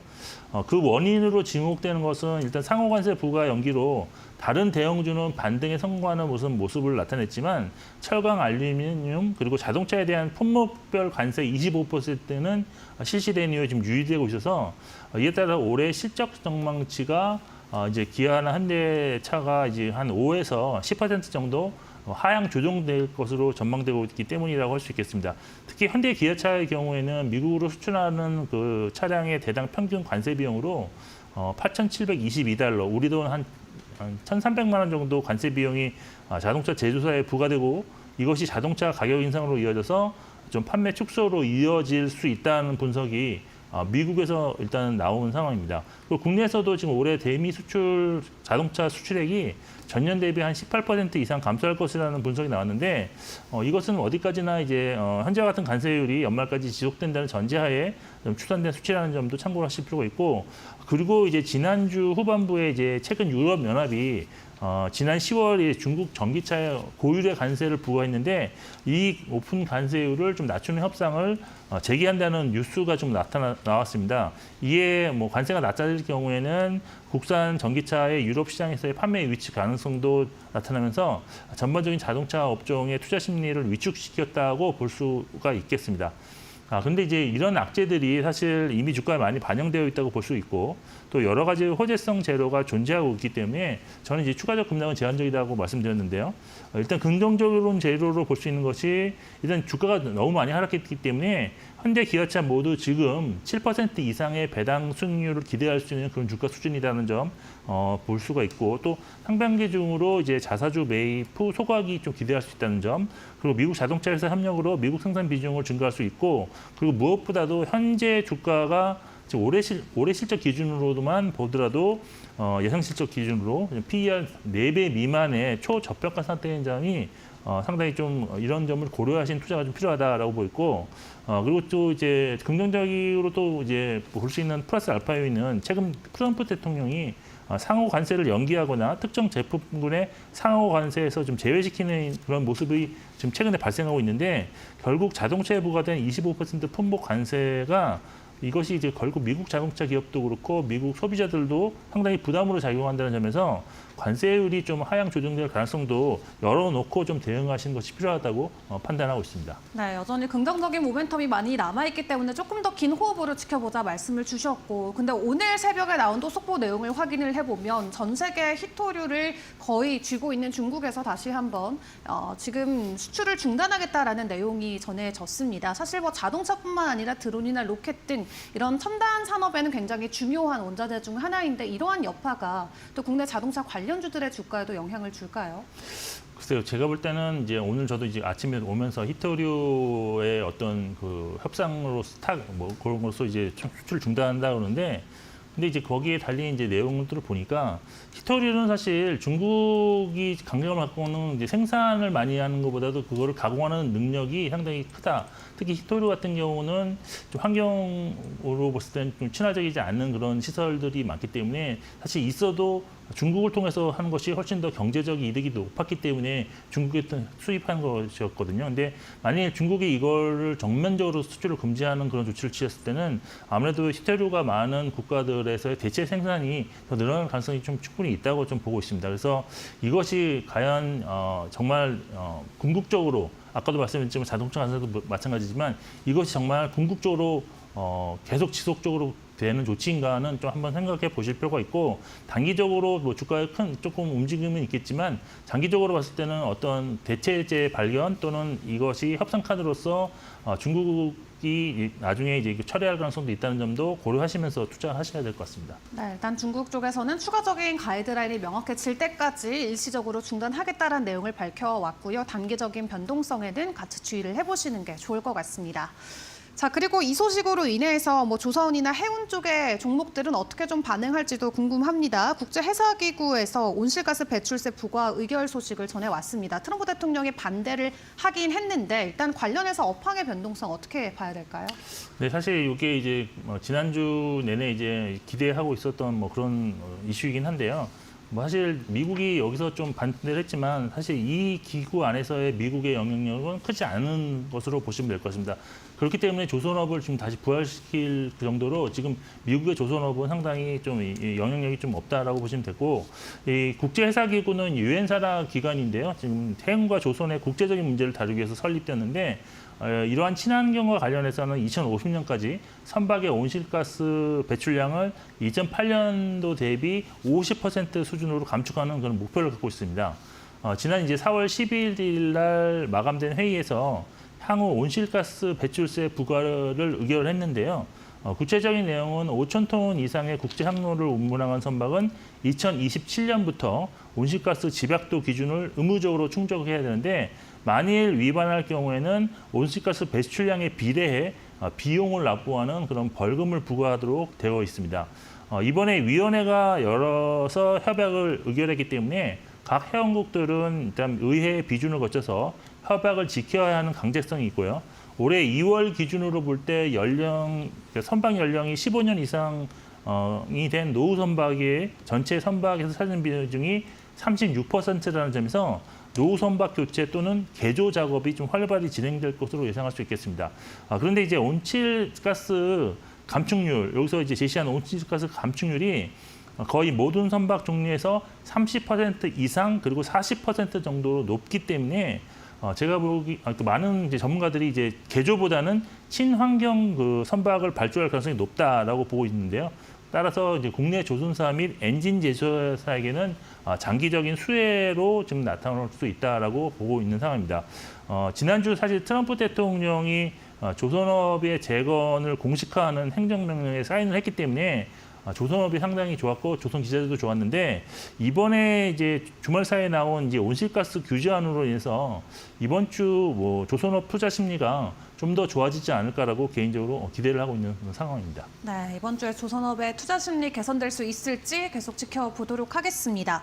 자, 그렇다면 현재 상황에서 우리가 기술적인 접근을 해본다면 어떤 업종과 종목들이 좀 유망할지 그 부분에 대한 점검도 이어가 보도록 할 텐데요. 기술적 관점에서 우리가 지켜볼 부분은 어떤 것들이 있을까요? 네, 지금 뭐 제가 매주 이 시간에 이제 말씀드리는 것이 이제 전체적인 시장, 그다음에 업종, 그다음에 상위 50, 그러니까 시가총액 상위 50위권 내 종목들 보고 그다음에 이제 관심 종목 설정해 드리는데 네. 먼저 이제 지난주 전체 시장 보면 코스피가 이제 상승 추세를 힘겹게 좀 방어하는 모습은 나왔는데 이번 주 역시 상승 흐름이 꼭 나와야 하는 그런 자리에 있다라고 말씀드릴 수 있겠고요.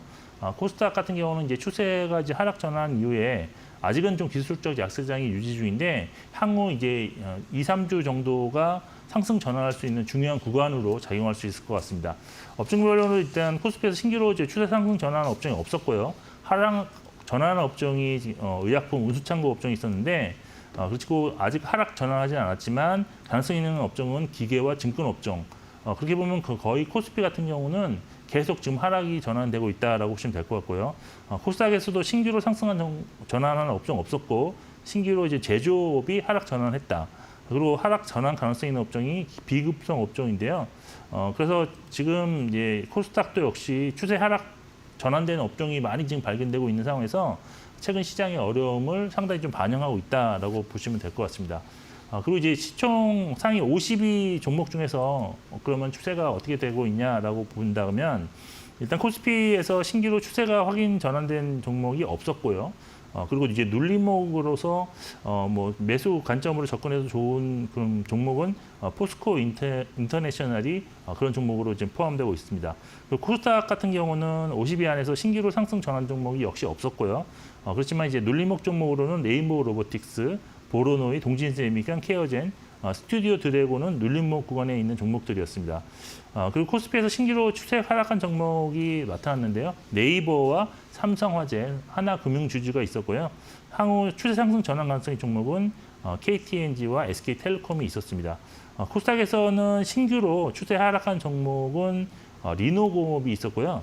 향후 상승 전환 가능성이 있는 종목은 지난주에 펄어비스 그리고 실리콘2가 있었습니다.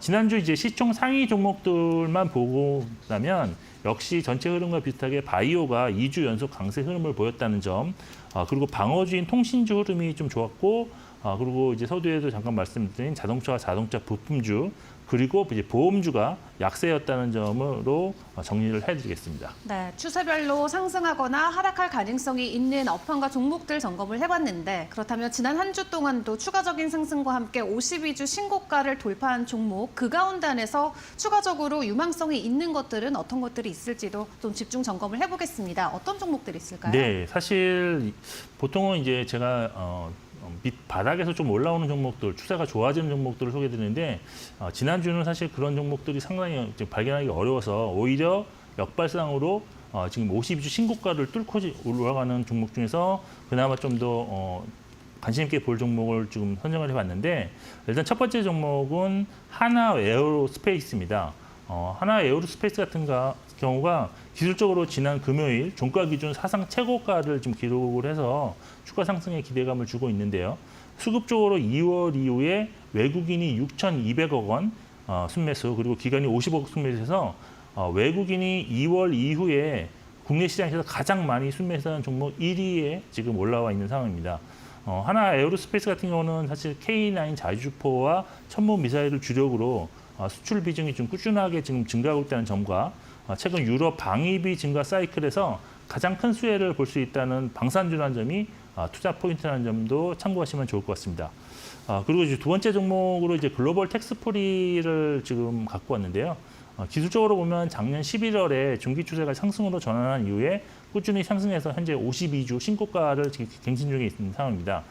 수급적으로도 2월 이후에 지금 외국인이 74억 원 순매수, 기간 170억 원 순매수해서 수급 상황이 좀 양호하다라고 볼 수가 있겠는데 투자 포인트는 이제 현재 진행 중인 관세 전쟁과 큰 상관이 없다는 점, 그리고 국내 미용, 의료, 관광 목적의 관광객이 지금 꾸준히 증가하고 있고 지수시댁도 증가하고 있는데 여기서 이제 관련해서 이제 환급을 받는 그런 매출이 상당히 좀 크게 성장하고 있는 상황이라는 점이 투자 포인트입니다. 실제로 지금 토탈 영업이익을 좀 살펴보시면 2023년에 이제 영업이익이 98억 원으로 지난 그 직전해의 30억대의 적자에서 흑자 전환 이후에 작년 영업이익이 218억 원, 그리고 올해 예상 303억 원으로 실적 고성장세가 나타나고 있는 상황입니다. 그리고 마지막 종목이 한국카본인데요. 한국카본은 LNG선 화물창에 사용되는 본행제 제조 업체로서 기술적으로 본다 그러면 지난 1월에 지금 중기 상승 추세가 상승 전환한 이후에 52주 신고가를 기록할 정도로 최근 주가가 좀 가파르게 상승 중이다라고 보시면 될 것 같습니다. 수급적으로 2월 이후 기관이 180억 순매수했지만 외국인이 27억 순매도해서 기관이 지금 주가 상승을 주도하고 있는 상황인데 투자 포인트로는 조선 기자재 업체 중에서 올해 전년 대비 영업이익률 성장률이 95%로 지금 가장 높다는 점으로 예상되고 있다는 점, 그리고 현재 주가가 PER 15배 정도도 큰 부담이 없다는 점, 그리고 주가가 가장 늦었지만 가장 강하게 현재 상승 중이라는 점이 지금 투자 포인트라고 보시는데 일단 조선기자재 쪽도 지금 꾸준하게 상승을 흐름이 나타나고 있어서 좀 지켜봐야 될 종목으로 판단하고 있습니다. 네, 신고가 유망주로 한국카본과 글로벌 텍스프리 그리고 한화 에어로스페이스까지 같이 점검해봤습니다. 지금까지 김영재 이사와 함께했습니다. 수고하셨습니다. 네, 저희 마켓 시그널 오늘 준비한 소식은 여기까지입니다. 관세발 이슈로 오늘 국내 증시의 출발도 굉장히 미지수에 빠져 있는 상황 같은데요. 개장 분위기는 어떻게 흘러갈지 계속 저희와 함께 점검해 보시길 바라겠습니다. 저희는 내일 같은 시간에 다시 찾아뵙고 인사드리겠습니다. 오늘도 함께해 주신 여러분 고맙습니다.